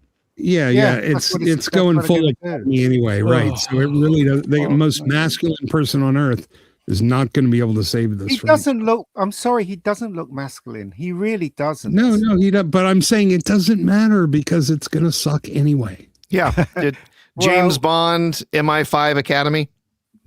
That's what I'm saying. Like it doesn't. If this is who they're offering it to, then you know that the foundation of what they're looking to make isn't very good, and it's also very hypocritical to be offering someone because I think Jacob's only like 27. He's not young enough, but Cavill allegedly was too young. Thank you, Kat. That's not my cat either. No, well, what they said was Cavill hasn't got the acting chops, but then I always say, nor did Roger Moore. Does it matter? What matters is I heard the age thing. He's a good Bond. No. Oh, the hell he doesn't though. He was James Bond in Man from U.N.C.L.E. He totally has the chops for this. Yeah, so it's a shame really because what the audience want is Henry Cavill, and what we're getting is a 21-year-old or 27-year-old, and James Bond's meant to be in his what 40s or 30s. I can't At least remember. late 30s at the very Yeah. least. He's got the He's experience mature. behind him. Yeah. How old did you say? How old is this guy? 27, did you say? 27. Bond Will he make was 28? uh I don't get it. 27 Club. Google it. the thing about Bond was like 36 when he retired as a commander in the British Navy. Okay. Maybe it's James Bond, the seaman years. Seaman Vegan rears his ugly head. Yeah. Bond's got to be In the suave, Navy. isn't he? He's got to be suave. He's got to have the But suit. He's got to have the gadgets. He's just got to be a lady killer. Fit birds. All that stuff. But- Yeah. do you remember that bullshit when Amazon first bought Bond? Jeff Bezos posts, he's like, "Okay, guys, who do you want for Bond?" And like it was 98% Henry Cavill, and he's like, "Who besides Henry Cavill do you want for Bond?" Like they weren't listening. It was just a bunch of bullshit. We got a super chat, everybody. Dutch Gradient Wrench will spot $5. Thank you, my friend. Lordies. Even the name gets me. It's like Lordy. A Lordy's Bond movie will be the first with a Bond boy instead of a Bond girl. You know I'm right. You are, mate. Yeah. You It's definitely going to snog some guy in this film. Oh no, it will be a self-identified girl. It's just There's going to be bumming in it. Just It will on be the- a. Go ahead. Go ahead. No, go on. Go back. Go on. I was just Go gonna back. say, like on the note of the woke thing, I don't think it'll be as bad as you guys are making it out to seem for the single reason that for the most part, it's clear that Hollywood is trying to lean away with being so overt with it. I think the bigger problem is that there's going to be people working on this story who are also in charge of, casting and costumes and all of this stuff that aren't going to actually understand Bond and are instead just yes men. So I don't think woke is our biggest problem with a casting choice like Jacob. It's everything else that the production is looking to do, which is nothing. Yeah, this is Amazon though, like not even Hollywood. I think they're still doubling down, gold-fingered. I don't know. It's a wild They card. airbrushed all the guns out of the posters, man. Jeez. That was a couple years ago now, but also Amazon's a bit of a wild card, right? Because we have stuff like Rings of Power, but at the same time, we've got stuff like The Terminal List. Fat lobber wrenched. What's what? Zendaya was Q. LGBTQ. Yeah, but look how they fucked up Reacher once it got popular. The only good stuff they make are the stuff that's so small they just sort of fly under the radar and go unnoticed. As soon as they start getting attention, they come in and fuck it up. Well, Reacher's a bit of a Reacher was also during the peak era, right? Like we have to kind of take that into consideration. There was a peak era for all of this. Yeah. I hope you're right. I just don't give them the benefit of the doubt from Russia with sprinkles. Yeah. Yeah. And the guns thing wasn't a few years ago. That was only in October. Was it really only October? Yes. Yeah. It's only been a few months since that happened. Okay. I thought this one was pretty good, even though it's for me. Man with the Golden Bum. Yeah, that's okay. This Octopussy. There you go. There's another that's one. a belter, though, for your And ass. you know what, right? You know the opening credit sequence with all the credits? They'll probably have naked men dancing instead, wouldn't they? Well, didn't they? Because I only watched Casino Royale of the Craig Bonds because I just didn't like him, so I didn't bother with the other ones. But they took out the opening in those ones too, didn't they? They got rid of the women. They got rid of the women dancing. Yeah. Right. So but this is just going to be bad. It really is going to be bad. And you're right about the I reckon they're gonna try and find the middle, but more of the woke is going to be in this film. I reckon. I think it's just the creativity is going to be gone because that's kind of the era of film and television we're in, where it's just like the woke isn't obvious anymore. It isn't front and center, but at the same time, we have a lot of people that don't have talent and don't have experience. Okay, if I may, you belly in numbers. Oh, mate. Brilliant. This is brilliant. No time to be straight. Seriously, this is the wrong person for James Bond. It really is. Oh, dear. It's reportedly offered. No one has confirmed if this is actually true. So, Mr. Bezos, I know you're listening. No, he's not. Yeah, he listens every week. Just give us Cavill, for fuck's I sake. know. Give us time to Cavill. be straight. Listen, you make more money, mate. Not that you need it, but you'll just He make more doesn't money. need it. They don't need it. They don't care about film. The tech companies don't care about film. You know they don't care. They just want people to look at their products. It's That's just all a they want. numbers game for them. It's not Exactly. a quality control thing at all. Yeah. Exactly. They don't care. That's. I mean, who've we got? The living gaslights or gay lights? Who've we got? Who've we got? That's trying to turn Hollywood back. We have Zachary. What's his name? Zachary Levi. Zachary Levi. He's making his own. Oh yeah, he's making. Yeah, and same thing with Mel Gibson as well. They're trying to create a studio where it make films without woke. So maybe they'll come to the rescue. Who knows? Who knows? Okay, it's dead anyway. It's dead on arrival. They killed Bond anyway. License to Bum. Oh, okay. Fuck off. This is from a graphic designer. Going to the pictures, who I'm going to invite on in the next few weeks. Official Lanterns logo revealed. I'm a designer with 30 years experience working on some of the world's biggest brands. I'm telling you now. This has been designed by a junior designer and approval by a marketing team with little or no imagination or understanding of the brand. Yeah, that's absolute shit. Look at the kerning. That I have some design experience. The spacing between the letters of the last four is way too big in comparison to the spacing of the first four. That's called kerning or tracking, and it looks unbalanced. This was done by fucking AI. Word of the day. Most likely, yes. Kerning. Yes. Yeah, I know what kerning is. It's a word. Yeah. It's the way to balance out it's how you balance it looks just awful. The DC Studios logo doesn't it just goes to one side. Yeah, it's just unbalanced. It's it's horrible. It's terrible. The circular bit should be bang center with the studios underneath. When they say this was done, when going to the picture said this was done by a junior designer, I think it was done by an intern. Yeah, it was done by somebody in the end. They said, you know what, we need a logo, and they went out and they punched it into an AI thing on one of Adobe's platform. What is it? AI or no? Adobe Express or whatever. It's like their cheap InDesign. Yeah, cheap, crappy thing that spits out regurgitated garbage. And they said, here you go. And the truth is, though, I will say this: if you haven't seen stories about this recently, it's not just this logo. It's not even just DC or any of these other. The number of companies that have been replacing their logos with the blandest, ugliest, most boring crap, replacing them with these just generic, flat-looking fonts that have no character, nothing. This has been a rash of design choices that have been made by hundreds of companies, and this is just one more. I mean, it's terrible. Yeah. It looks absolutely awful, and this show is going to be awful. I have no doubt about it. It's going to be garbage.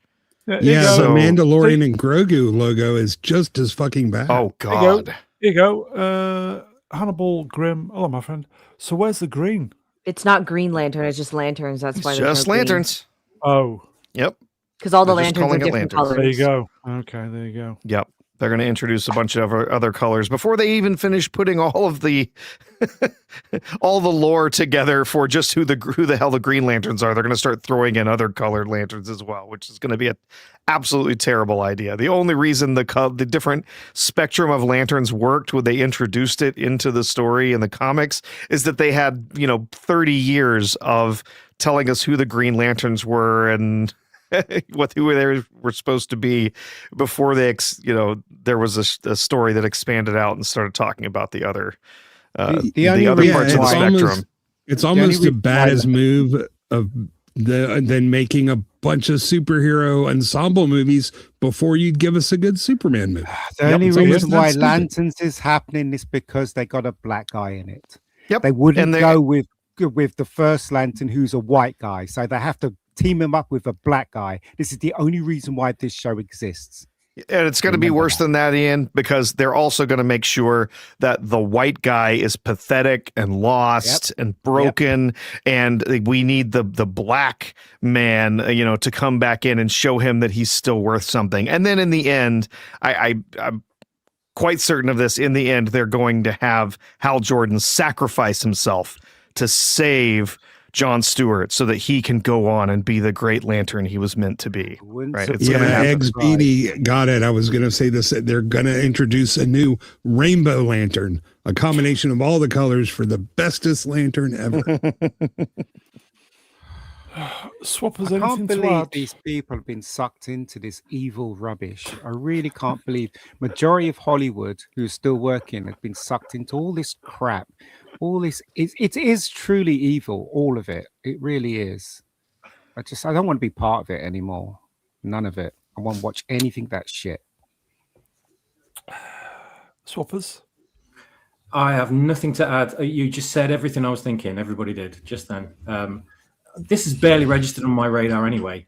And all they've done is just shown this generic logo that we're all supposed to get excited about somehow. I mean, why? Who cares? Really? We know what's going to happen.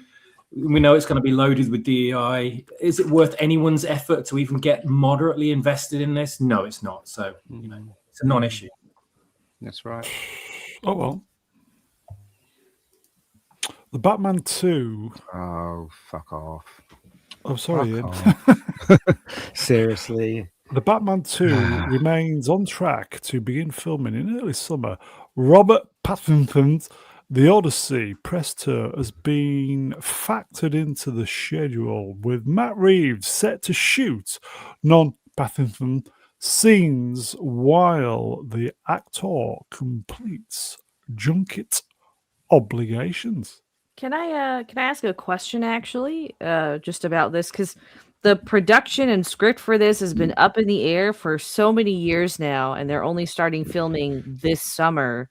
Was there like some conflict at WB in why they should or shouldn't greenlight this, or with the script that Reeves had wrote? Like, why is it held up so much? Because Gunn doesn't like Batman and he doesn't like Matt Reeves. But the moment Superman bombed, they announced this movie. So this is the best one that they have. Okay, so they're only going full steam ahead now because they can make back the money lost with this, ideally. Superman, the money that lost in Superman. They want to try ideally. And make that back. You think the money they lost making Superman is bad? Wait till you see the amount of money they lose from Supergirl. No, I understand, but because when a Batman movie comes out, there's always a ton of comics books and additional merch and statues that make an absolute killing on the marketplace, right? So that's why I'm asking, because for years we're like, oh, writing the script, and then we heard nothing about casting up until a couple months ago. Yeah, it was all James Gunn rejected 5 different scripts from Matt Reeves. But if they had any brains, the moment the Penguin hit, they should have announced this movie. Okay, if this is good, and I've got a sneaking suspicion, obviously one of my famous predictions, I think this might be quite good. There's a rumor that Gunn rejected the scripts because it didn't have Batmite in it. What's Batmite? Oh God! Because he's thinking about putting Batmite in his version of Batman. You know that, don't you? What is That was a bloody dog in Superman, and now we want Batmite in there. Fuck's sake! What a dickhead. Okay, punchable face wrench, Kick Brown. Manuel Grell wrenched. Oh, don't worry, it will suck. Okay, is it going to suck then? Yeah. Well, I thought the first one did. Yeah, I didn't like the first one at all. Right. It was just rubbish. I've never seen the first one. First one was long and boring. It's and very long. Batman didn't do anything. Yeah. Batman just moped around. Yeah. He didn't do any. He wasn't Columbo. He wasn't any kind of detective. They tried to make him a detective, but the writers were too dumb, so he came off as a dumb detective instead of a good one. kind of hard to write a good mystery and a good investigative story when the people who are writing it are too stupid to write anything intelligent. So Brown, I Yeah. will Yes. say, if you do decide to watch the first one, I'm not going to watch it. oh, I'm not interested. but you just said you think this will be good. Yeah, but Yeah, Brown well, always says I things like I can have an opinion, even though I haven't seen the first one. that. It is absolutely awful. The first one. I just think Rubbish. Matt Reeves is thinking, well, I'm going to make this good just to piss James Gunn off and put pressure on him. He can't There's because bad blood. There's bad blood. Gunn was rejecting all his scripts, and he's green. I don't know if Exactly, he's for green being like too this. good. Yeah, for being too good. Yeah, for being too good. Yeah, probably. But I don't know. The first one was rubbish. It really was. Yeah. You know what? Everyone I okay. know that saw the first one said it was too All right. long, and I agree. It was too It fucking was. long. The movie cynic loved it. So don't I tell know me you're we right. know Yeah, I Cynic know, loved I know, it, I know. but I respectfully disagree. Batman doing battle with a Reddit editor is not exactly my idea of a great film. It's so sad because I think the Batman Part 1 had some really great casting, especially with Paul Dano as like the Riddler. But it just, it goes on too long. You've got DEI Selena Kyle as well, who ends up like hating. She's like fights crime because she hates white men. It's revealed at the very end, and he's just emo bats the entire time. And they get the most depressing Nirvana song to play in the background. It's not Batman at all. It doesn't feel like Batman. It's lacking like the edge that a Batman, like an emotional Batman story, usually has. Yeah, the world's greatest detective misses this giant carpet pushing tool and he doesn't even realize what it is. And it's like, maybe it has something to do with carpet. You think? Fuck. Like, He didn't even catch the Riddler at the end either. He didn't know. Nope. So it's really stupid. Yeah. Okay, we've got a super chat. Another sorry. £10 super Bear with chat. me. Chat moved up. Dutch Gradient Wrench will spot $10. Thank you, my friend. Batman was also aside from Batman and Alfred, there were no good white people in it. Worse, every corrupt cop, politician, thug, and villain was white. He's correct. Yep. How come Cynic can't see that though? Because he's usually good at seeing stuff.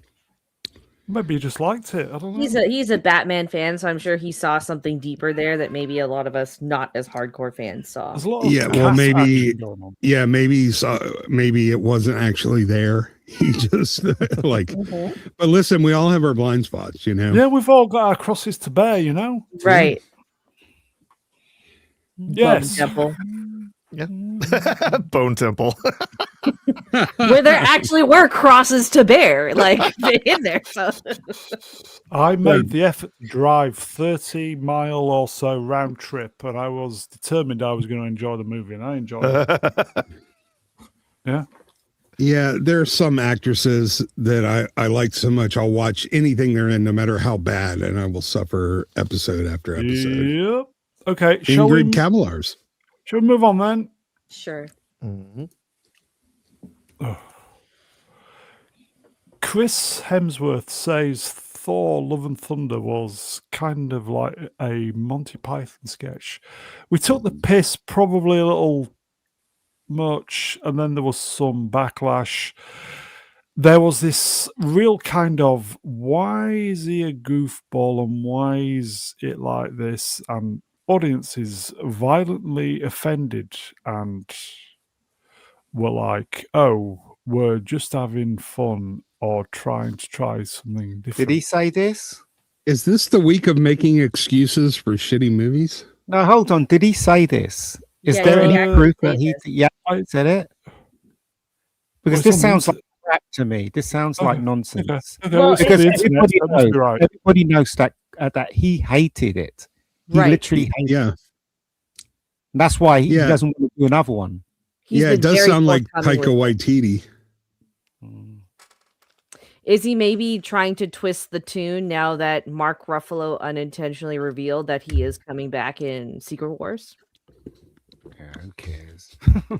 Well, I know he did mention he's going to be in 3 movies. Okay, maybe he's So- saying this through gritted teeth. I don't know. Yeah, The thing PR is, maybe. Yeah, he's well within the room of all these Hollywood types now, and he doesn't really want to upset it because he makes a lot of money, so he's got to He be does. careful what he says. But Well, everybody knows that he hated it. He hated the last one. I know that. stop Stop insulting. Monty Python. Yeah. It's Oh, well, true. yeah. this is either PR jargon or he's Yeah. genuinely trying to shift the narrative because after Thor finished, his career did not take off, so he needs that money. He was How good could in what's that one? What is it? The Extraction. I thought he was good. Right. In Those Extraction. are the only good movies he did Yeah. after Yeah. that, and almost no one watched them. How could No, he it was a huge possi- success because they made a Yeah, second one. Yeah, It was how could he- digital. It was all digital releases. There was Yeah, no yeah, box office yeah, gain from it. yeah, yeah. Yeah. No, you're How absolutely so- right. How Yeah. could he want money? Surely he's got a shitload. He If has- you recall, him and his wifo, they decided to build a completely custom built mansion on a beachfront in Byron Bay, Australia. So Oh, that's there you go. probably why he needs the money. Okay, well, he didn't have to then, but okay. He didn't fair have enough. to, but they did it. They literally took the good-looking white men and they destroyed them in Marvel. That's what they did. Mhm. Apart from Robert Brie. Downey Jr. Yes. Hold on. I'd Bree's like not- to point out, Bree's not a man. I don't think Sorry. the Extraction movies are bad. They're very fun movies, but the point Yeah. I'm making is that they were not lucrative. So Because of the Well, streaming, yeah. It's not. Yeah, it's not. Yeah, it didn't get released in the cinema, but a lot of people did watch it. Hence why they had Extraction 2. Because he died in the first one. He literally Yeah. died, and it's like, what? You got to do a second one? Yeah. Yeah. So there you go. There you go. Okay, Chris. Oh no. Oh, I've got to read all. Prof, you're good at reading. Could you possibly? Well, I'm good at something at least. Yes, better than me. First synopsis for Spider-Man Brand New Day. 4 years have gone by since we last caught up with our friendly neighborhood hero. Peter Parker is no more, but Spider-Man is at the top of his game, keeping New York City safe. Things are going well for our anonymous hero until an unusual trail of crimes pulls him into a web, I see what you did there, of mystery larger than he's ever faced before.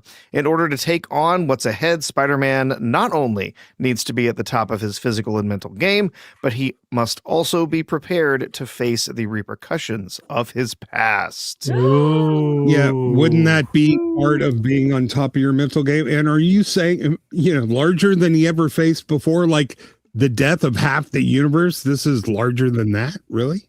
well, So I think I've they got mean a- physically larger, so it's probably a Just- Hulk reference. I've got a Just hot take here. marketing I've got a hot nonsense. take. Hot take incoming. Hot take. Okay, right. So I know someone, and it's not Sparrow. that Chaffinch, it could be Raven. That could be Raven. Could be Doomcock. Who knows? I've got some that, doom cock in a minute. that knows this guy here on the poster. And the rumor is that the first script they settled on, he was over the moon. Him and Zendaya were over the moon. They thought it was brilliant. The script was brilliant. And then as time went on, they started changing it and changing it and changing it and changing it. And now he's not happy, apparently. So there you go. You heard Well, it there's a first, folks. shocker. Bait and switch, really, from Hollywood? No kidding. I think Zendaya's upset, but apparently she's hardly in it. Well, you wouldn't be able to tell if she was upset, would you? Yeah. And you know what? It would make sense if she's not in it because she doesn't know who the hell Spider-Man is Right. because Peter Parker doesn't exist anymore. Mm. Side effect legend numbers wrenched. Zendaya, sweet little testicles, changed my mind. Stream killer. Okay, let's move on then. Because the original script never had the Hulk in it or the Punisher or anybody in there. Oh, Now they really? filled it up. Yeah, they He filled looked it up awful with there, all these- too. Yeah. filled it up. Season 4, Invincible. Not Anyone? interested. Won't be watching. Bring it on. It's not the best show on Earth, but I was a huge fan. Am a huge fan of the Invincible comics. So The comics are great. I read the first compendium last year and thoroughly enjoyed it, and it just made me more disappointed in the direction the Amazon series took. Like, it's not that it skips over a lot of events, but it's the order that they choose to put them in, and then it's some of the careless character changes, and then there's those little quirks that are also missing from Mark that make him a lot more effeminate than he actually is. And yeah, I can't be bothered with this. Was genuinely a waste of my time now, so I have officially given up on Invincible. I don't disagree with anything you said, Vex. I'm not saying this is my favorite show. I'm just saying, I've enjoyed it for what it is. But yes, they have made some unfortunate choices with how they've decided to treat Mark's character and how they've decided to change some of the different events and like you said, kind of how he experiences those and how that grows his character over time. Right. Move on to Compendium 2. This is seriously all the way to the end. This was an absolutely stellar run of comics, a great story with great characters, and I enjoyed it all the way through. Yeah, but we'll see with the show. Yeah, maybe they can make some course adjustments. I don't know, but not my favorite show on Earth, but I've enjoyed it. Okay, let's move on then. I was going to say. No, go on. Sorry. Yeah, I watched season 1. I can't believe it's already at season 4. I watched season 1 way back. I think it's probably during lockdown or something. It was, yeah. And the animation and the trailers sold me on it. I thought, wow, this looks generally good. A good mature superhero show. So gave it a shot. Generally really enjoyed it until I realized that his girlfriend was an insufferable feminist. They have done that, yeah. And they also race swapped her as well. And I, as soon as I found out all this, I just thought, that was it. I lost interest. I watched it until the end of the season just to see how it turned out. Never went back. Want to know? Sorry, just to add on to that, want to know something even worse than the Amber race swap and making her a bitch? They made his best friend a flaming homosexual. Oh yeah, right. I didn't know about they changed that, but yeah, like he's actually he's not as well developed a character in the comics so far that I've read, but he's a very strong foundation to kind of upholding the boyish kind of whims that boys go through at this age. And he also is a good emotional support system for Mark outside of just the women in his life that are now there in the absence of his father. But instead they turn him into this flaming queer that doesn't do anything but fuck government machines or whatever. So yeah, they can suck it after that. Well, he sucked it, that's for sure. I bet. They also made his friend attracted to his dad and shit. I just thought, oh Jesus Christ. So and then that put me off anyway. But was it ever explained the reason why Omni-Man never wears a disguise and no one can figure out that's who he is? Not that I've read so far. No. Because he's in civilian clothing, but no one knows he's Omni-Man. I just do not get it at all. I do not. I think it's one of those things where, because we do this in real life too, where just you don't associate this person with that thing sort of deal. So I think it's just a collective ignorance. Yeah. Wow, that's some superpower. Okay. Yeah, you'd recognize Omni-Man just from his voice. Yeah, right. Yeah, so I can't believe this is season 4. I'll never watch this shit. I mean, if I'm gonna, I may go and actually watch the original material, read the original material, because that sounds genuinely good. It's fun. It's a good read. It really is great. But not this shit. I mean, I feel sorry because I was ignorant as well. I feel sorry for people that are coming into this not knowing the original material and thinking this is how it should be. That just irks me. So it's just a shame we have to deal with this shit in everything we see now. We know that something that we love is going to get adapted and then just dragged down by the DEI cancer. Yeah. Wait for it when we get to see the new HBO version of Harry Potter. They are going to screw that so hard. Oh yeah.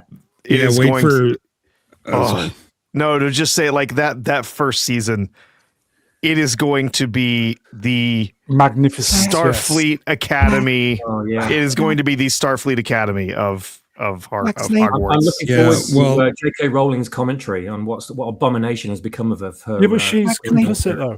No, Yeah, she's basically they have said, oh, they keep claiming she was part of it and she helped do this, whatever. No, she helped pick a director and she helped to pick a couple of the other creatives that are there. She has no other input into the show whatsoever, which is exactly why they are doing whatever they can to give her the middle finger everywhere they can and all sorts of recasting and stuff. It is going to be a disaster. I hear they're making Voldemort a woman, but wait till you see the bait and switch. That'll be season 2 of One Piece. I've heard they're absolutely going super woke. Well, I guess we'll have to wait and see. Oh no! Yeah, I hope not. I really hope not, because the first season was incredible. Rice and peas. Jesus Christ! Speaking of Bumberclats, Steven Soderbergh says he has wasted 2.5 years of his Star Wars film, The Hunt for Ben Solo. Yeah, Star Wars. So to do that now, don't you? I made the movie in my head. Did you? And just felt bad that no one else is going to see it. No, don't feel bad. It's insane. We're all very disappointed. No, we're not. No, although there's a rumor now that Lucasfilm may be picking this up. I read that on Twitter today. That now that Kennedy's gone, this is all just PR push for this piece of shit anyway. But hopefully they'll realize what a dead end the sequel trilogy is. They could just go away and make this an AI one. What do you mean you wasted 2.5 years of his life? Like, is that all he did? Really? He probably spent like a week on it. Do that now, boss. Well, he made the movie in his head, so enjoy it. Leave us alone. Chat. Anyone in the chat? Do that now, boss. I have some pretty good movies in my head, but I don't think we can show them here. I know someone who likes Star Wars. Vex, you like Star Wars, don't you? Star Wars can eat my dirty starfish. Starfish? Yeah. Now there's someone in the chat. What? They're going to be obsessed with cleaning that starfish. I hate Star Wars, man. Like if there was one thing I could remove from the planet, the second thing is Star Wars. Have you ever seen any Star Wars? I've watched 6 Star Wars movies, so yes, I have. Really? I watched the original trilogy, and I watched the good ones. Yes, I hated all of it. Fuck.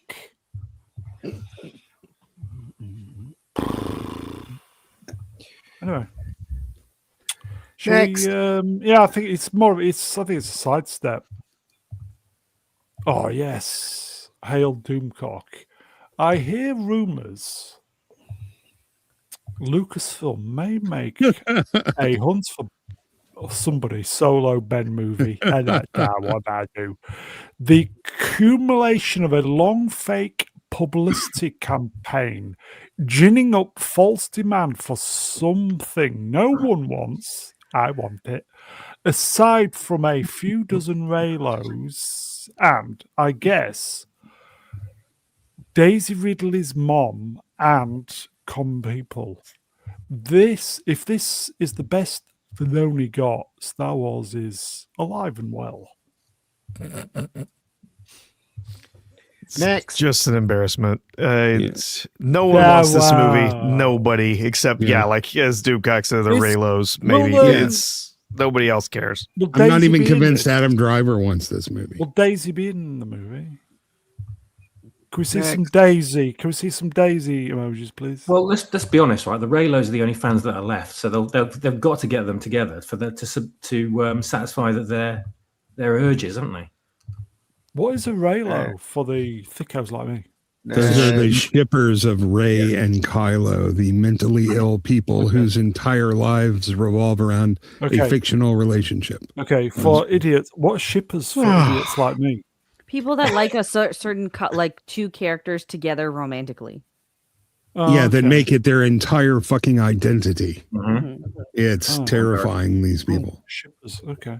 It's basically like sort of schoolgirls who have too much time on their hands in the playground during lunchtime. And those schoolgirls grew up into women that have no job, no sanitary lifestyle, and no husband. I thought you was going to say no sanitary towels. That too, probably. There you go. Yeah.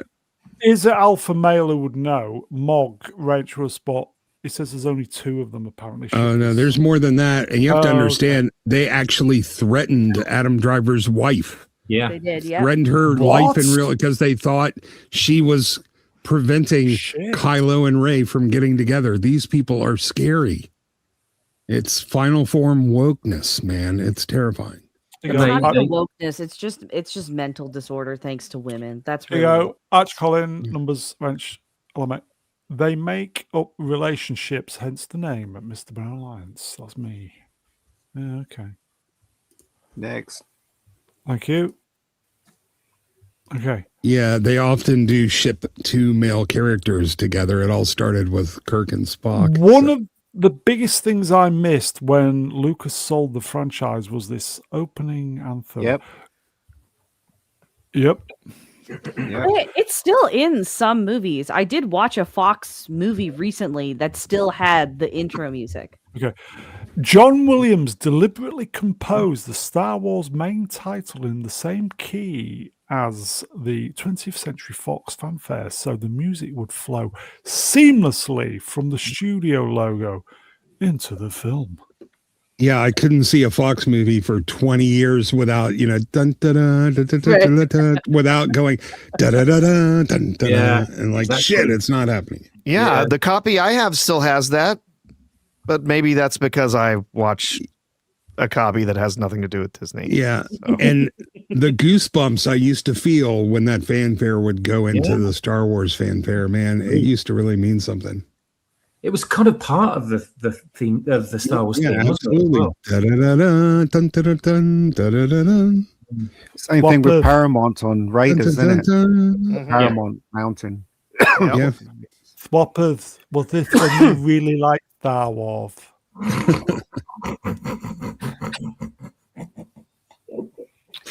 Yes. Yes. Star Wars, nothing but Star Wars. Because when the main title hit, you had like a rush of Star Wars.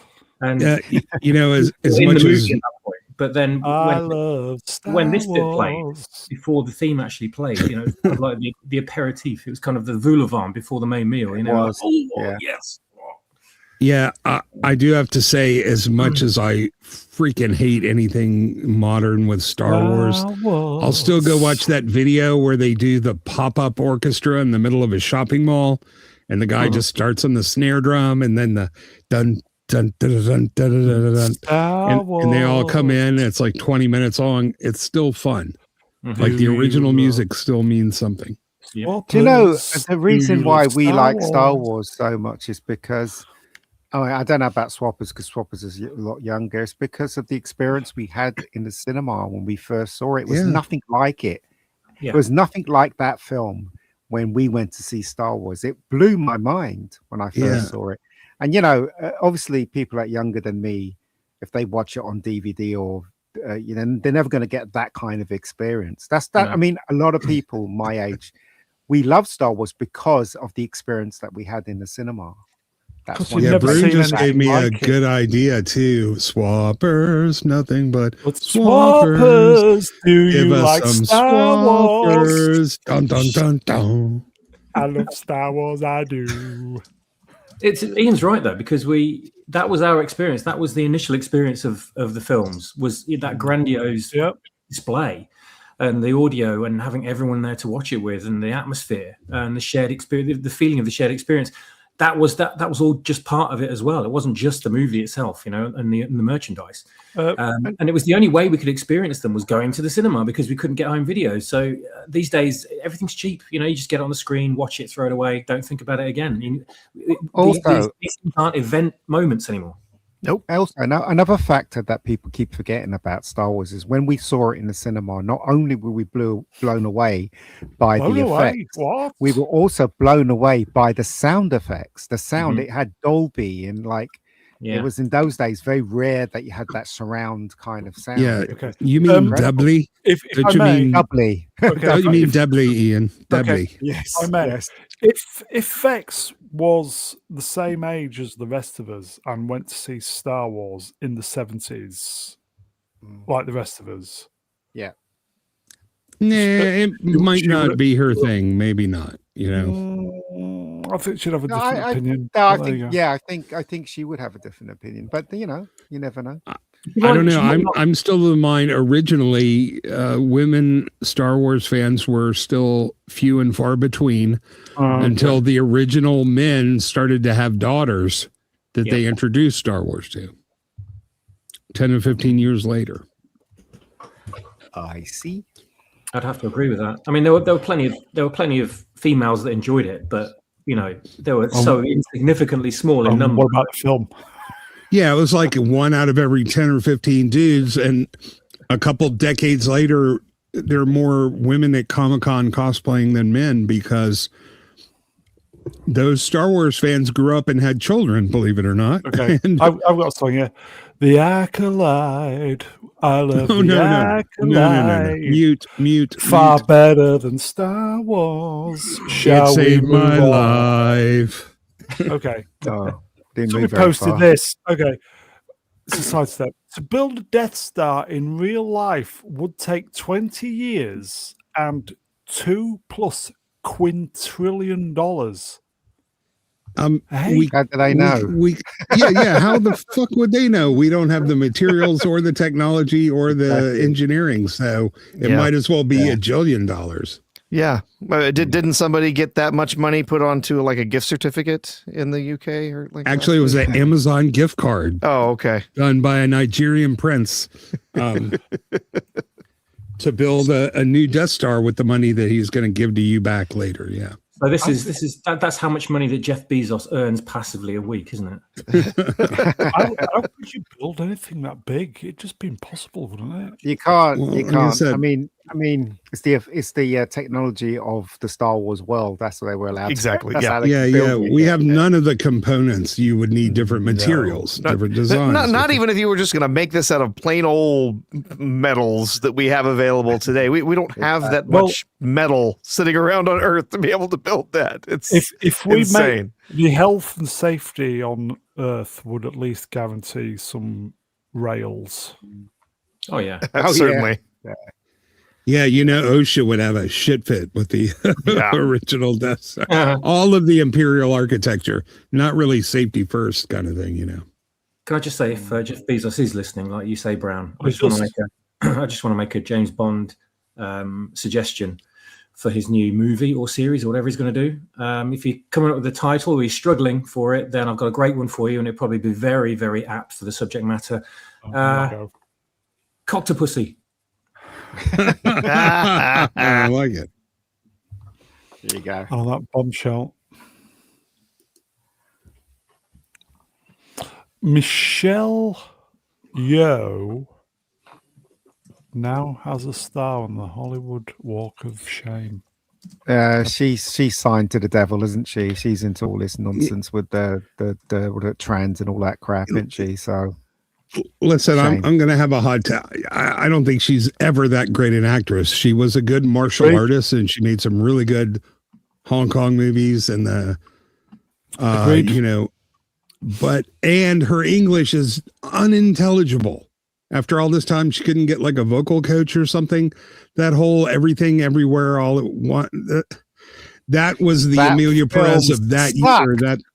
year. That Sucked. was just a ridiculously absurd movie. And it, do you know what? Right, everybody had a go at me. Oh no, it's a genius filmmaking. No, it isn't. It's No, it was fucking just- Which one? shit. What? yeah, Which one? everywhere, all at once. Oh, It just won all the Oscars Absolute because it was the rubbish. diverse movie of that year. It was It's it was 17 absolutely right. $75,000 gets you a star on the Shame. Just on the everywhere, everything, all because everyone kept saying, "Oh, you got to watch it. You got to like not online." I'm just saying people that I had talked to, Yes, and I name could. here. Yeah. I made it 25 minutes in, and I had something to do, and I it just never went back. Just didn't care. Listen, You know what? After I love everything that happened in that film, there was a sequence in there which I literally wanted to leave the cinema. Is when they turned into rocks. I was like, "What the fuck am I watching?" I just wanted to go. Wow. Listen, What a I shit love the movie. first 5 minutes where they had the real family dynamics, and then everything just went to shit craziness. It had a bunch of Asian people, and she was a lesbian, and that's the only reason they won all the Oscars. Yeah, that's it. Yeah, that's it. Uh, Exactly. And the Pablo hot Byrne, dog fingers Number. made me ill to my stomach. Same Vex, yeah. Okay, we're gonna super chats. Dutch Gradient Wrenched Willa Spot, $2. Thank you, my friend. In OSHA is obviously safety handrails absent. Very good. Yeah, listen, isn't the original Death Star like 100 miles in diameter? How big is that thing supposed to be? Oh, I don't remember. It's But big. yeah, I I mean, think it's a it's small moon. apparently. Yeah, small moon. Small moon. Yeah, Okay. California spent $20 billion on a train to go 100 miles, and they haven't even laid any track yet. So. Well, that's because that 20 billion didn't go to anything that they actually have built. It all just went to a bunch of money laundering operations. Yeah. But I mean, they could, for that money, they couldn't even make the train that goes around the Death Star. Okay, allegedly. Oh, here we go. Ryan Coogler's X-Files, or was it XY, or was it XX series is currently co-hosting. Yeah, white people need not apply. Why don't they just call it the Black X-Files? No, it's the Malcolm X-Files. It's the Malcolm X-Files. Very good. It's like, why hire a black man to do a show that was created by white people? And why don't is they create rainbow coloured? And also, what are they going to do? They're going to is it going to be Mulder and Scully again, and Scully's going to be black, or Mulder's going to be black? It's just, this is a ridiculous idea. Why don't you just leave it alone? It'll be Mudda and Skullquisha. Pedro and Bella, do it. Make your own stuff. You know what?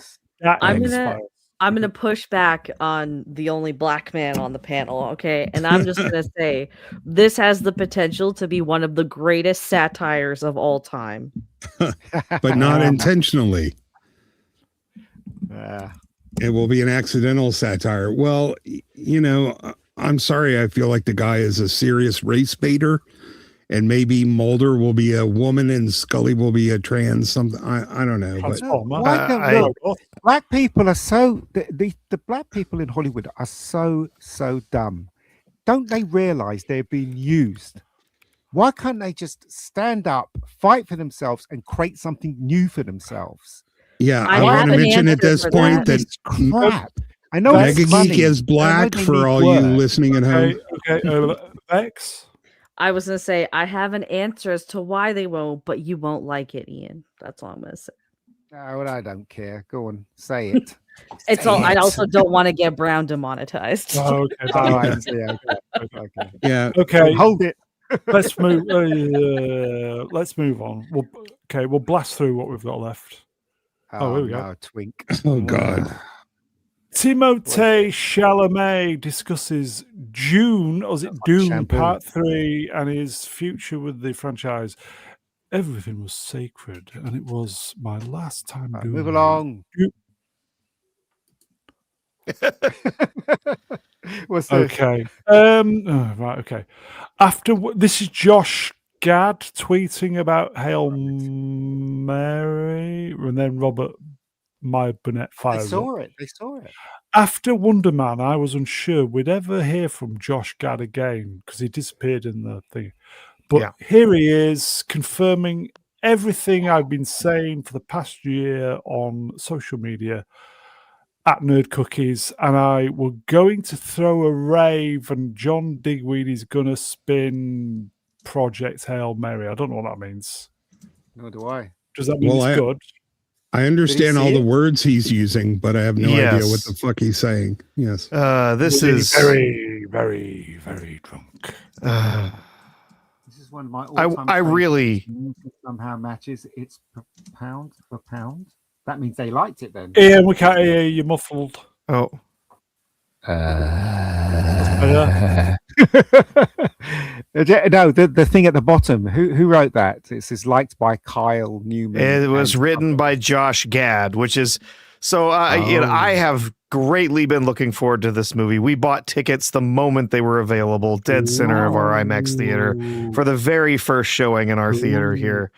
I want to see this. I want it to be good, but I'm telling you, with Josh Gad saying it's good, now I really have questions as to whether this is going to be a big pile of shit or not. Because Josh Gad is a big pile of shit, and he only likes big piles of shit. So now I'm a little sad that this might be terrible.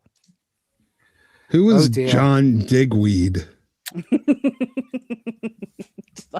John Digweed, famous DJ, still going. Okay. He was into the progressive house, late 80s, early 90s. Him and Sasha and various other people. Still going. Really good. R2, it was you that said that you got tickets, right? Yep. Did you read the book? Yes, it did. Loved okay, it. I picked up a copy of it this past week because I had a gift card, so I'm hoping to read it. But It is one of my favorite pieces of science fiction in the last 5 or 6 years. It is absolutely fantastic. It's everything Andy Weir is known for. There's some lovely, excellent moments in there of characters and their humanity coming out. There's also all of the science fiction stuff that he did with The Martian, like taking real science and putting it into the story, all there.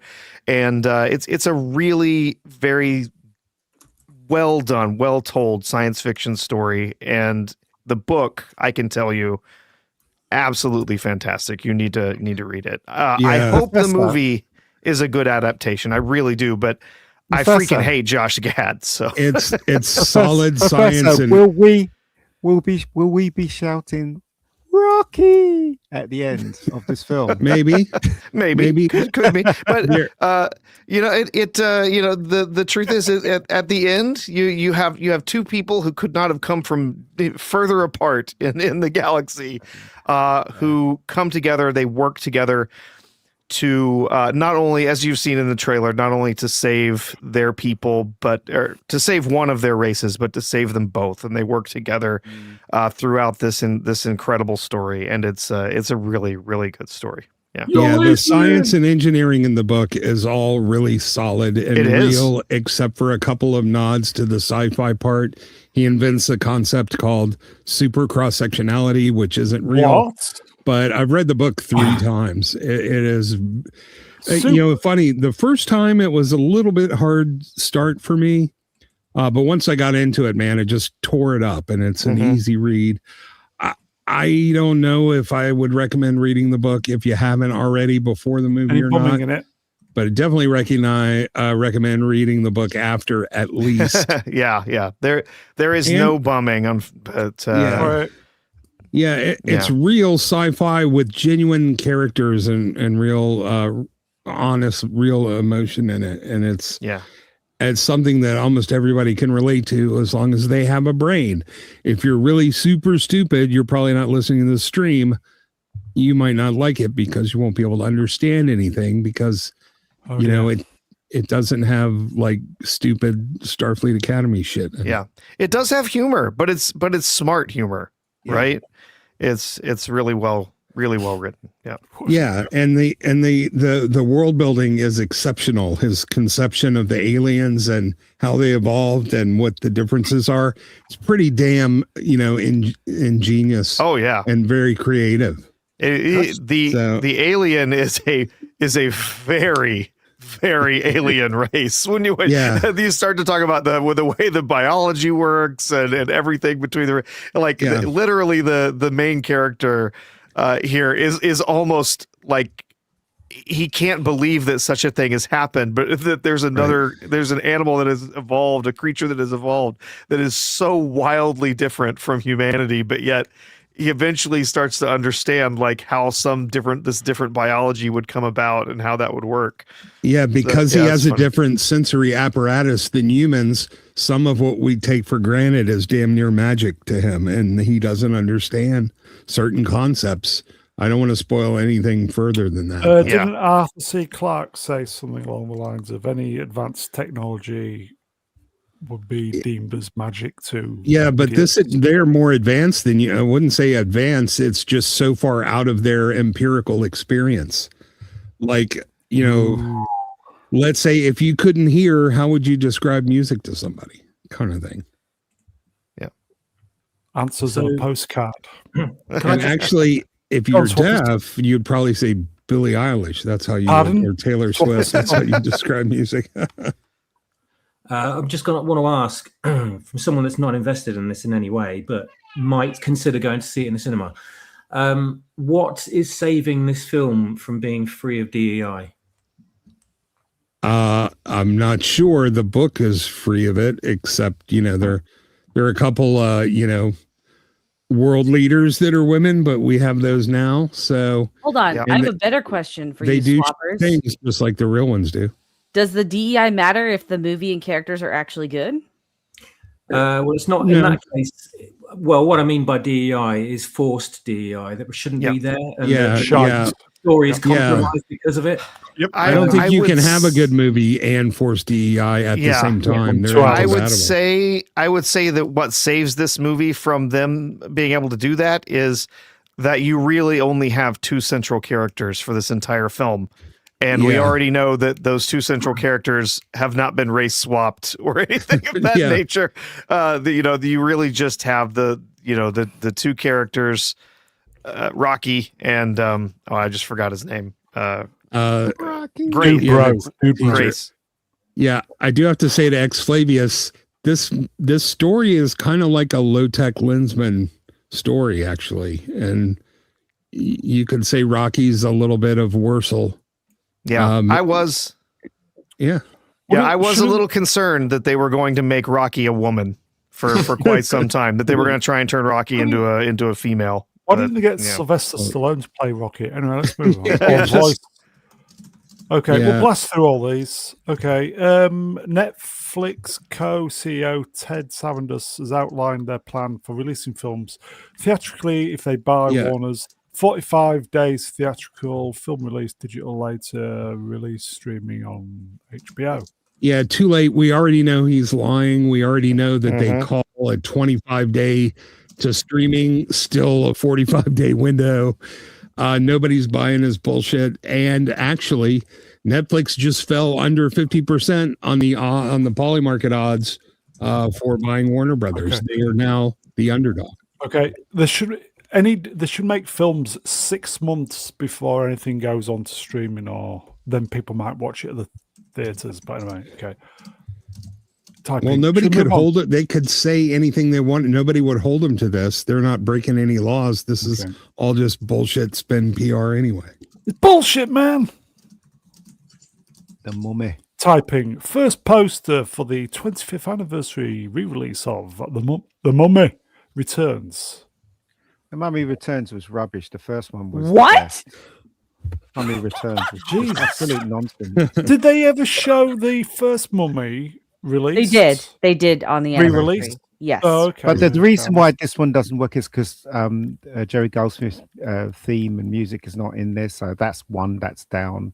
And the story was just rubbish for the second one. Okay, really first of all, yes, it wasn't as great as the first one, but the story was not rubbish, okay? It had a really cool fight against the army of Anubis. And secondly, it was all about the power of love, man. How love transcends like centuries of evil. Do you know what, right, Vic? Just because you say it with such force doesn't make you right. Do you know what I mean? Dude, they had a really hot chick fight in this movie. That too. They did have that, but otherwise, I'm with Ian. I didn't care for the second movie at all. I really didn't. I would say I was disappointingly entertained by this movie. I can't remember the second one. It's the one with the Scorpion King with the really bad CGI. The terribles. And Akhenaten and the chick fight at the end. Anuk-Sanamun. Come on, get it right. I'm sorry, I've only seen it once. I don't remember the names of all the You know characters. what? I guess I can forgive this a lot more because, like, I watched both of these movies so much when I was a kid. So, like, Yeah. they're basically on equal footing for me. But I do agree the first one is significantly better. It Yeah, is. the first movie blew my mind, man. Yeah, There had some amazing effects and super amazing creepy. film. Great Is it film. Summers who directed the first one? He also directed that film with Deep Rising that had the same humor and the same action. You ever see Deep He did the Rising? sequel too. Yeah. Summers Yeah. did the Mummy. Yeah, I He also did the know. sequel. I know, yeah, but the sequel was rubbish. Oh, okay. But Deep Rising and The Mummy, the first Mummy, they were absolutely excellent films. They were fun, they were action, they were horror. It was really good. Anyway, that's just my advice, of course. Don't like No, the my Mummy opinion. Returns. Sorry, not Ugh. advice. My advice. Ugh. What's wrong Yeah. with you? And there were 3 movies all together, like Deep Rising. There was Deep Rising, there was Deep Star 6, and Leviathan. And it's easy to get Deep them all Rising, confused. fantastic. If you've not seen Deep Rising, I don't know what it great. is. It's funny, it's horrific, and it's just has a great sense of fun all the way. Yeah, it's an through. undersea monster movie. Ooh. Just I like don't remember it. Leviathan and Deep Star 6. Yeah. I don't remember. I remember Leviathan. I don't remember Deep Rising. Seriously, it's got the Yeah. same humor as The Mummy, and Yeah, it's got the guy. You know the guy. Famke the guy Jensen is in it. Yeah, she's Okay. in it. But who's the guy that double Treat cross? Williams. No, the guy that Oh, double Kevin J. crosses, O'Connor. Joey he's in it as Pantisi. well. Yeah, isn't he? So yeah, he's yeah. in The Mummy, and he's also in Deep Yeah, Rising. yeah. If they was to Okay. remake this nowadays for modern audiences, what They've would done it it be already. called? Seen the The trailer. Tranny or Daddy. The Tranny. I was gonna say they already have done a Mummy reboot and it's coming out in April. Yeah, I saw the Mhm. trailer. coming out? What? Yeah, I saw Yeah. that trailer. Yeah. Mm. On that. I like the Mum- first one because it was like Indiana Jones, but with skeletons and moving skeletons Yeah. and stuff like And that. with a It was way really better good. romantic interest as well. Sorry, yeah, I don't like definitely, Marion at all. definitely. Marion's No, a no, you- fucking definitely. UNT. I remember going to see that Bit at rude. Warner. I remember watching The Mummy at Warner Village Cinemas in Leeds when it was released. Really, really good film. I was totally blown Love away the by it. music. The music Fantastic in the film. film is absolutely Fantastic film. brilliant. Yeah. Yeah. Okay. Let's move on then. What's this? Okay. Highest franchises. We're not bothered, are we? Should we just move on? Hold on, No, hold on, hold on, because it- hold on. No. Because if they don't adjust for inflation, it doesn't mean anything. Yes. It's a Are very these adjusted nice. for inflation? Don't know, but it's a very nice graphic from Culture Crave, which I nicked. You know Okay. what? I'm just happy that Despicable Me made the list. So that's all. Go on. I What's love the Shrek? Despicable Me. Okay, universe. what's And number one? Shrek is brilliant. What's the first one? Marvel what? Universe. Cinematic universe. Okay, Cinematic 32 bill. It'd have made Yeah. more if they hadn't fucked about. It'd have probably made 40. There were. Well, that's number 3. I don't know what Culture Crave Spider-Man. was doing, but it seems like the Downs intern made this because it should just be going in correct order rather than alternating. Yeah. Agreed. Yeah. Spider-Man 11. Yeah, but the highest grossing movie of all time is still Gone with the Wind because they don't adjust for inflation. Okay, Star Wars. What the fuck's this? Wizarding World. What the fuck's that? Harry That's Potter. the Harry Potter stuff. That's all Harry Potter. 7, ironically. X-Men 7. Fast and Furious. Yes, because some men are stupid, and that's okay. 7. DC Universe 7. Batman 7. Jurassic Park 6.8. Avatar. Jesus Christ! Sorry, a cat just tried to run up my back. Oh my god! Oh dear! But God that I was painful. thinking, man, you don't like Jurassic Park, Max. Jesus. Sorry. What's I knew exactly what happened because I've been there. yeah? Cats. I have been there. Not good. Max. Not good. Okay, let's move on because I can't even read what number 12 is. Let's move on. Anybody see this? Yeah. A drone show featuring Godzilla and Kong was held last night. It had the world record for tallest drone show and used over 3,000 drones. Pretty Yeah, wild. some of those It's things are amazing. incredible. I've seen a couple drone shows, not on this scale. Unbelievable. I do have to say I'm impressed. They're all computer controlled drones. They are extremely precise. Incredible. Yeah, it's like super fireworks on steroids. It really is a cool thing to watch. Until a couple of them smack into each other and you get a huge, you get a real mess when they all start falling out of the sky. Somewhere in China. Yeah, if you get the, just go to Discussing Film on the Twats. Amazing. Absolutely amazing. Yeah, but I will say this, it does kind of get old pretty fast. Like once you've seen a couple, it's kind of like, and it's just like watching an Avatar movie. Which isn't a bad thing, but anyway. Ruddy Island. I actually know exactly what he means. Cynthia Erivo lashes out at critics calling her out for using a teleprompter during her role in Dracula in London theatre. Hey, I'm not paying attention to any of them because no one knows the experience except for me. There you go. No one cares except for you, bitch. Except for anyone who's ever acted and then they want to give you the finger because they had to learn their lines, you stupid. I'm not going to say the word. Yes. She is playing every character in this. So this is a one-woman reenactment. Oh, is it? Oh, okay, fair enough. Fair enough then. Okay, maybe then.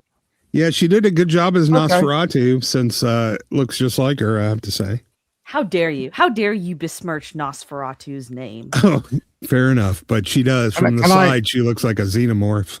Can I point out the obvious here? You're going to? Yeah, she's ugly. Anyway, move along. All right, let's move on then. I thought the obvious was that she was black. Okay. Yes. And she's stupid. The stuff that comes out of her mouth is just absurd. Okay, for fairness, Ian, beauty is in the eye of the beholder. Oh, shut up, Ian. Nobody beholds that. Okay. So is this true then? This is the mighty James Wood post. How's that working out for you? Oh, wait. I didn't want to hire any boring 50-year-old white guys to design the submersible. They're not inspirational and bring nothing new to the table. CEO Stockton Rush. I'm not sure about the exact quote, but he did definitely say something to this effect because I watched the documentary, and he did say things like safety's overrated, and he didn't want a bunch of old boring engineers doing the same old thing. That's why it gets squished, isn't it? Can I reset my mic while Vex fills? Yeah. Sure. So just to clarify, he said this in an undisclosed interview. So it recently came to light. Yes, Coy, well, I know. But he said that he argued that younger, less experienced individuals in their 20s were more effective role models for experience. Yeah, they definitely bring new things to the table, things that are unproven and unsafe. And there's a reason why, 50-year-old white guys know their shit. Let's put it that way. Yeah, we were talking about a lot of, he talks about in the actual quote where he talks about it, he says, he didn't want to go back and look at a bunch of ex-military submariners who were 50-year-old white guys who had been doing this for years. He wanted to hire 16-year-old or 25-year-olds who would be inspirational. Yeah, that's okay if you're making a movie, but not so much, if you're designing an actual vehicle that people will be in. What an idiot, though. Why would you say that? Why would you even think that? And why would you implement that? What a twat. Seriously. Can you hear me, by the way? Here you go. Nope. Not Z3PO wrenched. Never trust an engineer under 50. There you go. Yeah, and now his family's all upset because he's gone. Do you know what I mean? It's just Well, at least it was quick. And Z, that number has to go up every 10 years because I know what they're getting taught in school now. So in a decade, you don't trust any under 60. Yeah, but this guy's a grown man. He should know better. He's a 50-year-old white guy. He should know better. He should know better. Why is he saying rubbish like this? It's just is it logic just disappeared from people these days? Ian, he's not saying it anymore. I think that's the point. Yeah. He's not saying it anymore. Such a sad story. Think exploration, the bottom of the ocean is pretty cool. It is. He blew it on a lot of different areas. There were over 30 experts in deep sea submersibles who wrote letters to him and his company saying that their experimental designs and their choices to bypass various different certifications and whatnot would end catastrophically. And but those 50-year-old white guys... Cameron got involved as well, didn't he? James Cameron. Yeah. I was going to say R2. All those letters were from boring 50-year-old white guys. Yeah, and guess what? James Cameron. Those 50-year-old white guys have been down to the bottom of the ocean and back a few times, and they're still here. Okay, and on that bombshell, should we move on then? Wow. Yeah, I'm not happy, by the way, that anybody got killed in that thing. No, not at all. No, not happy. Incredibly sad. Okay, get in the bin. Anybody any idea if they've seen Greta? Greta? No, Daddy, no! How dare you? Greta's been kind of quiet. Shooty's still alive? I don't think so. I think Bonnie Blue should be in the bin, but no, I don't want to talk about that whore anymore. Thank you. She's pregnant, so that's fine. No, she's not. She said she was pregnant a year ago, and it was a lie. She's not pregnant. Well, hold on. That was Lily Phillips, not Bonnie Blue. Yeah, no, Bonnie Blue said it too. Bonnie Blue said it a year ago. Shouting. Bonnie Blue cannot possibly be pregnant. The seamen haven't finished fighting each other yet. It's got to be Andrew, right? It's got to be him, surely. I forgot about that. It's got to be him. I forgot about that. Andrew, he's taking down the whole. I completely forgot. Your king is going to have to step down from the throne because of this, isn't it? You know what? Yeah. Who cares? There's bigger problems in the UK than that. Who cares? Shall we reveal what's... Go on in. I can't remember now. Shooty. No, it's not. It's got to be Andrew. Oh, yeah, who saw this? Oh, God. Fuck off. Oh, no. Mandeepa Copacabana has been cast to play Joan of Arc in an upcoming production. I think it's Scottish play, Edinburgh acting or something. I don't know. It's a stage play. This isn't a BBC production or anything. It's somewhere in Scotland. To be fair, this is what your average person from France looks like now. So yeah, I was gonna say, hasn't Scotland kind of also become overrun in a lot of the urban areas with brown people in particular? Probably, but who hasn't in the UK? But when you say brown, though, what do you mean, Bex? Like the South Asian, not black. Anyway, let's. We're getting a bit sidetracked. Yes, Are we? Spitting image of Joan of Arc there. Yeah, absolutely. 17th century French lady. Yep. Okay, I thought this was parody. I did have to look it up, and yes, it is. I think it's Edinburgh. It's true. So this is going to be, as I understood it, this is going to be a reimagining of George Bernard Shaw's original play, but basically a remake of that based on the movie that was made in the 90s.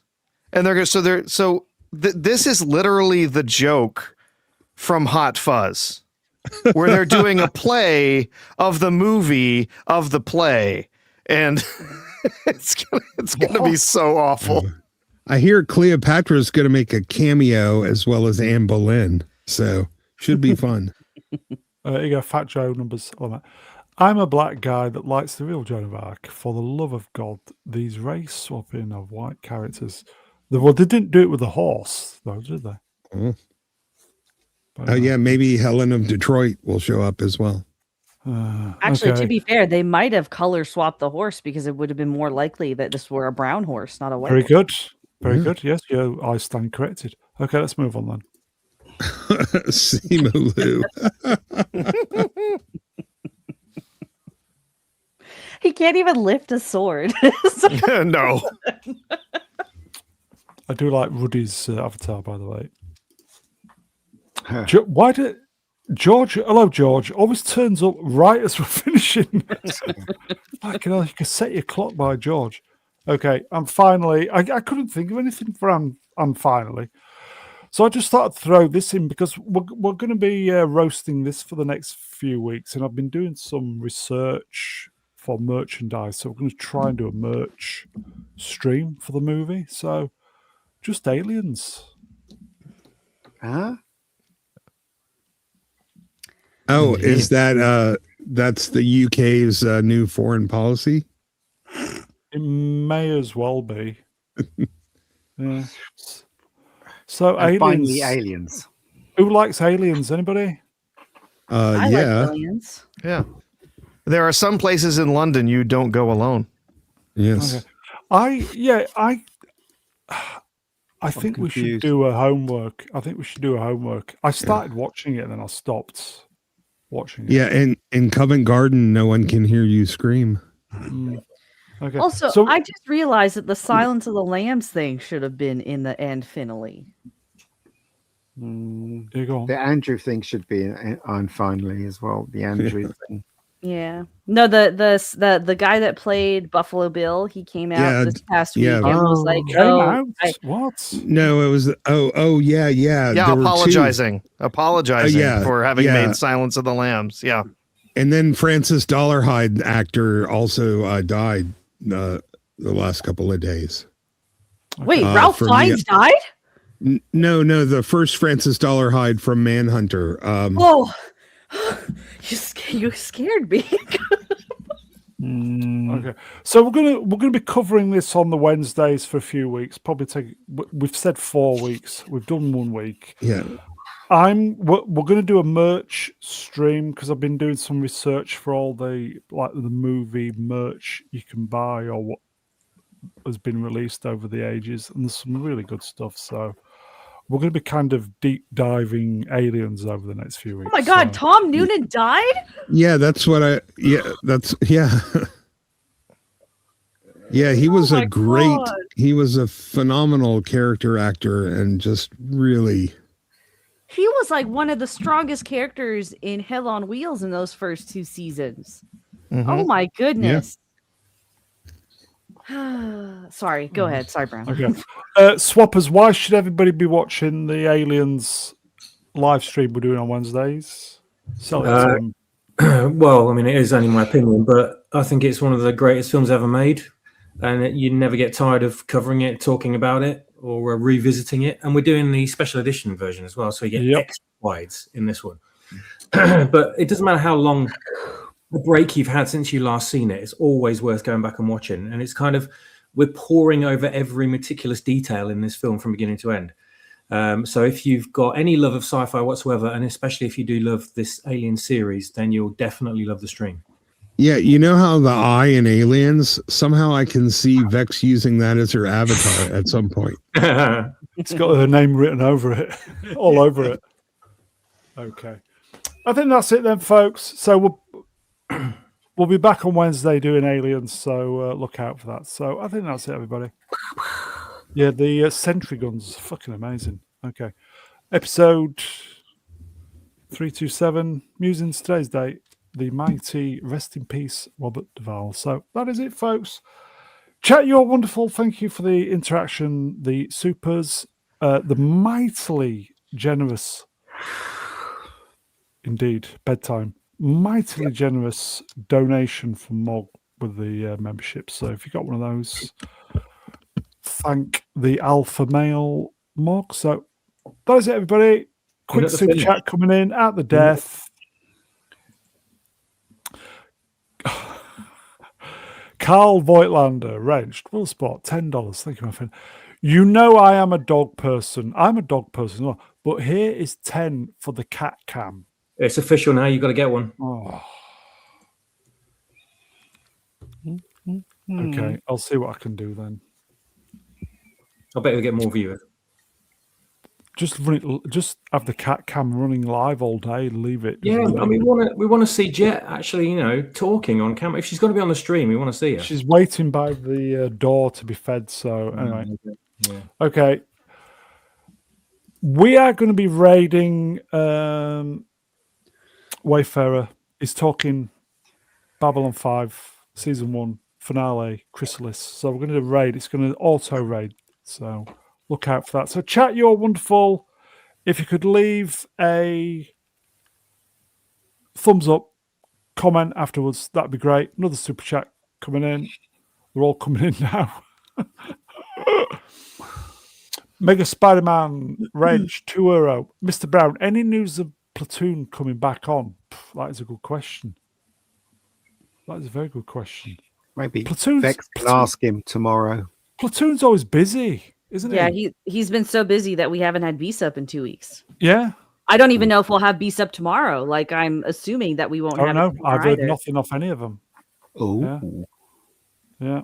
Because I know he's backed up between quite a few different things at the moment. So, and something happened. I don't know what happened, but something apparently happened. So, what between them both? no. I mean, like something in his personal life happened Oh, that I also see. made him busy. Any bumming? I don't know. But he's busy. That's all it is. And I can Echo, hear. echo. Yeah, don't touch Echo. that one.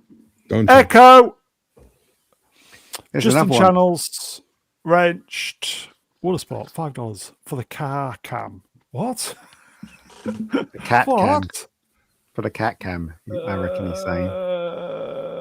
A car cam would be interesting though when you go back to cycling in the spring summer. Just have a bike cam as you go down the roads. and everything. We'll just do super chats and members chats to the end. 2 hours 30 for the OCD. I'll be very happy at that. Justin Channels, Venture Spot member for 1 month. Thank you all for spending the evening. You're welcome, mate. I wanted to see that cat run up Vex's back. Do you know what? I have had that before, and it's mightily yeah. painful. Oh yeah. They like they'll sometimes fight each other, and I know they're hungry right now because they're bugging me for food. But Yeah, my cat sometimes as they'll well. get a little bit too rowdy, and so the little one will try and seek safety with me. But I don't have a chair with like a big back anymore. So my old chair, he just run up and sit on the back of it, but he can't do it with this back. So he ran up my back instead of the chair for safety. And on that bombshell, I'm going to thank the guests. Professor R2. Cheers, mate. Cheers. Mega Geek.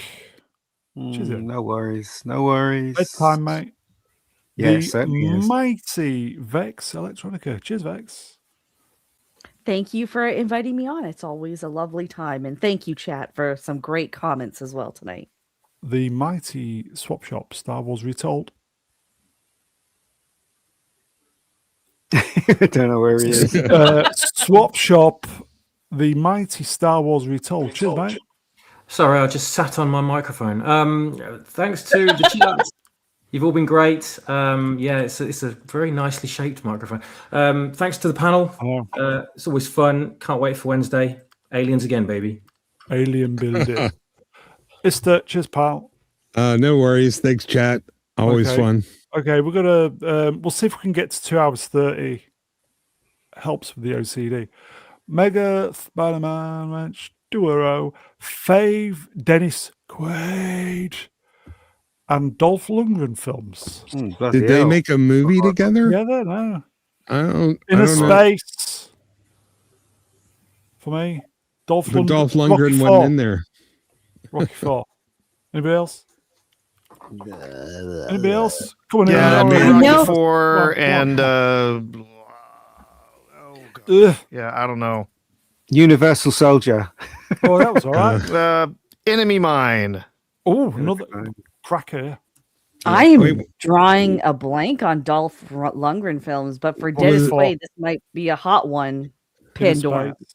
Oh, Did was Yeah, Dolph I- Lundgren in I Come in Peace? do you? Shoot to kill. I Um, don't remember. Pandorum's a great film, by the way. Very underappreciated and underrated, like Yeah. sci-fi horror film. Nobody Yeah. watched it as well, and it's Not fucking really good. It's got that really hot girl from Man of Steel, hasn't it? Oh no, yes, very very hot. Stop! Uh, Sorry, wait, they're there- cat fighting each problems other. on. Yes. wait, there was a hot girl in Man of Steel. Oh yeah, Feora, I think her name was. Very, And very- Amy German. Adams. Amy I'm gonna Adams go was with good. Dreamscape. Oh, good Yeah, one. Sure. Yeah, good Good choice. one. Yeah. Anybody Really else then? Is that it? Are we out What of about here? the film where he talks to his son and he's in the future and he's in the past? What was that one Frequency. called? Frequency. That was quite- Frequency. Frequency. Yeah. Yeah. yeah, I It like was that an interesting one. movie. Okay. Yeah, it's okay, but it's time travel wise, it's daft as hell, but it's Time Yeah. remind me. enjoyable. Yeah. Okay, that is it then. Ta-ta. Cat Cam. Okay, Mega Spider-Man wrenched. How do you, anti? Somebody pronounce this for me. That's the Oh, name. anti-trial or anti-trial. Yeah, yeah. I'm She's just amazing. going to curse the flaw. It's, yeah. Okay. Amazing. Oof. I think that's it then, folks. We're going to Wayfarers, as you heard. Beast up, don't know. Trev Tuesday. We're back Wednesday doing Aliens. Hopefully, Oh, we'll be back on Saturday to do Aliens merch stream. She's got some nudes on the internet. Oh, get in. Oh, I don't know where I'm going. Okay, that's homework then, everybody. We'll see you on Wayfarers, everybody. Take care, everybody. If we don't see you during the week, you know the drill. Have a great week, everybody. Timing. Take care, everybody. See you next month, everyone. Meow.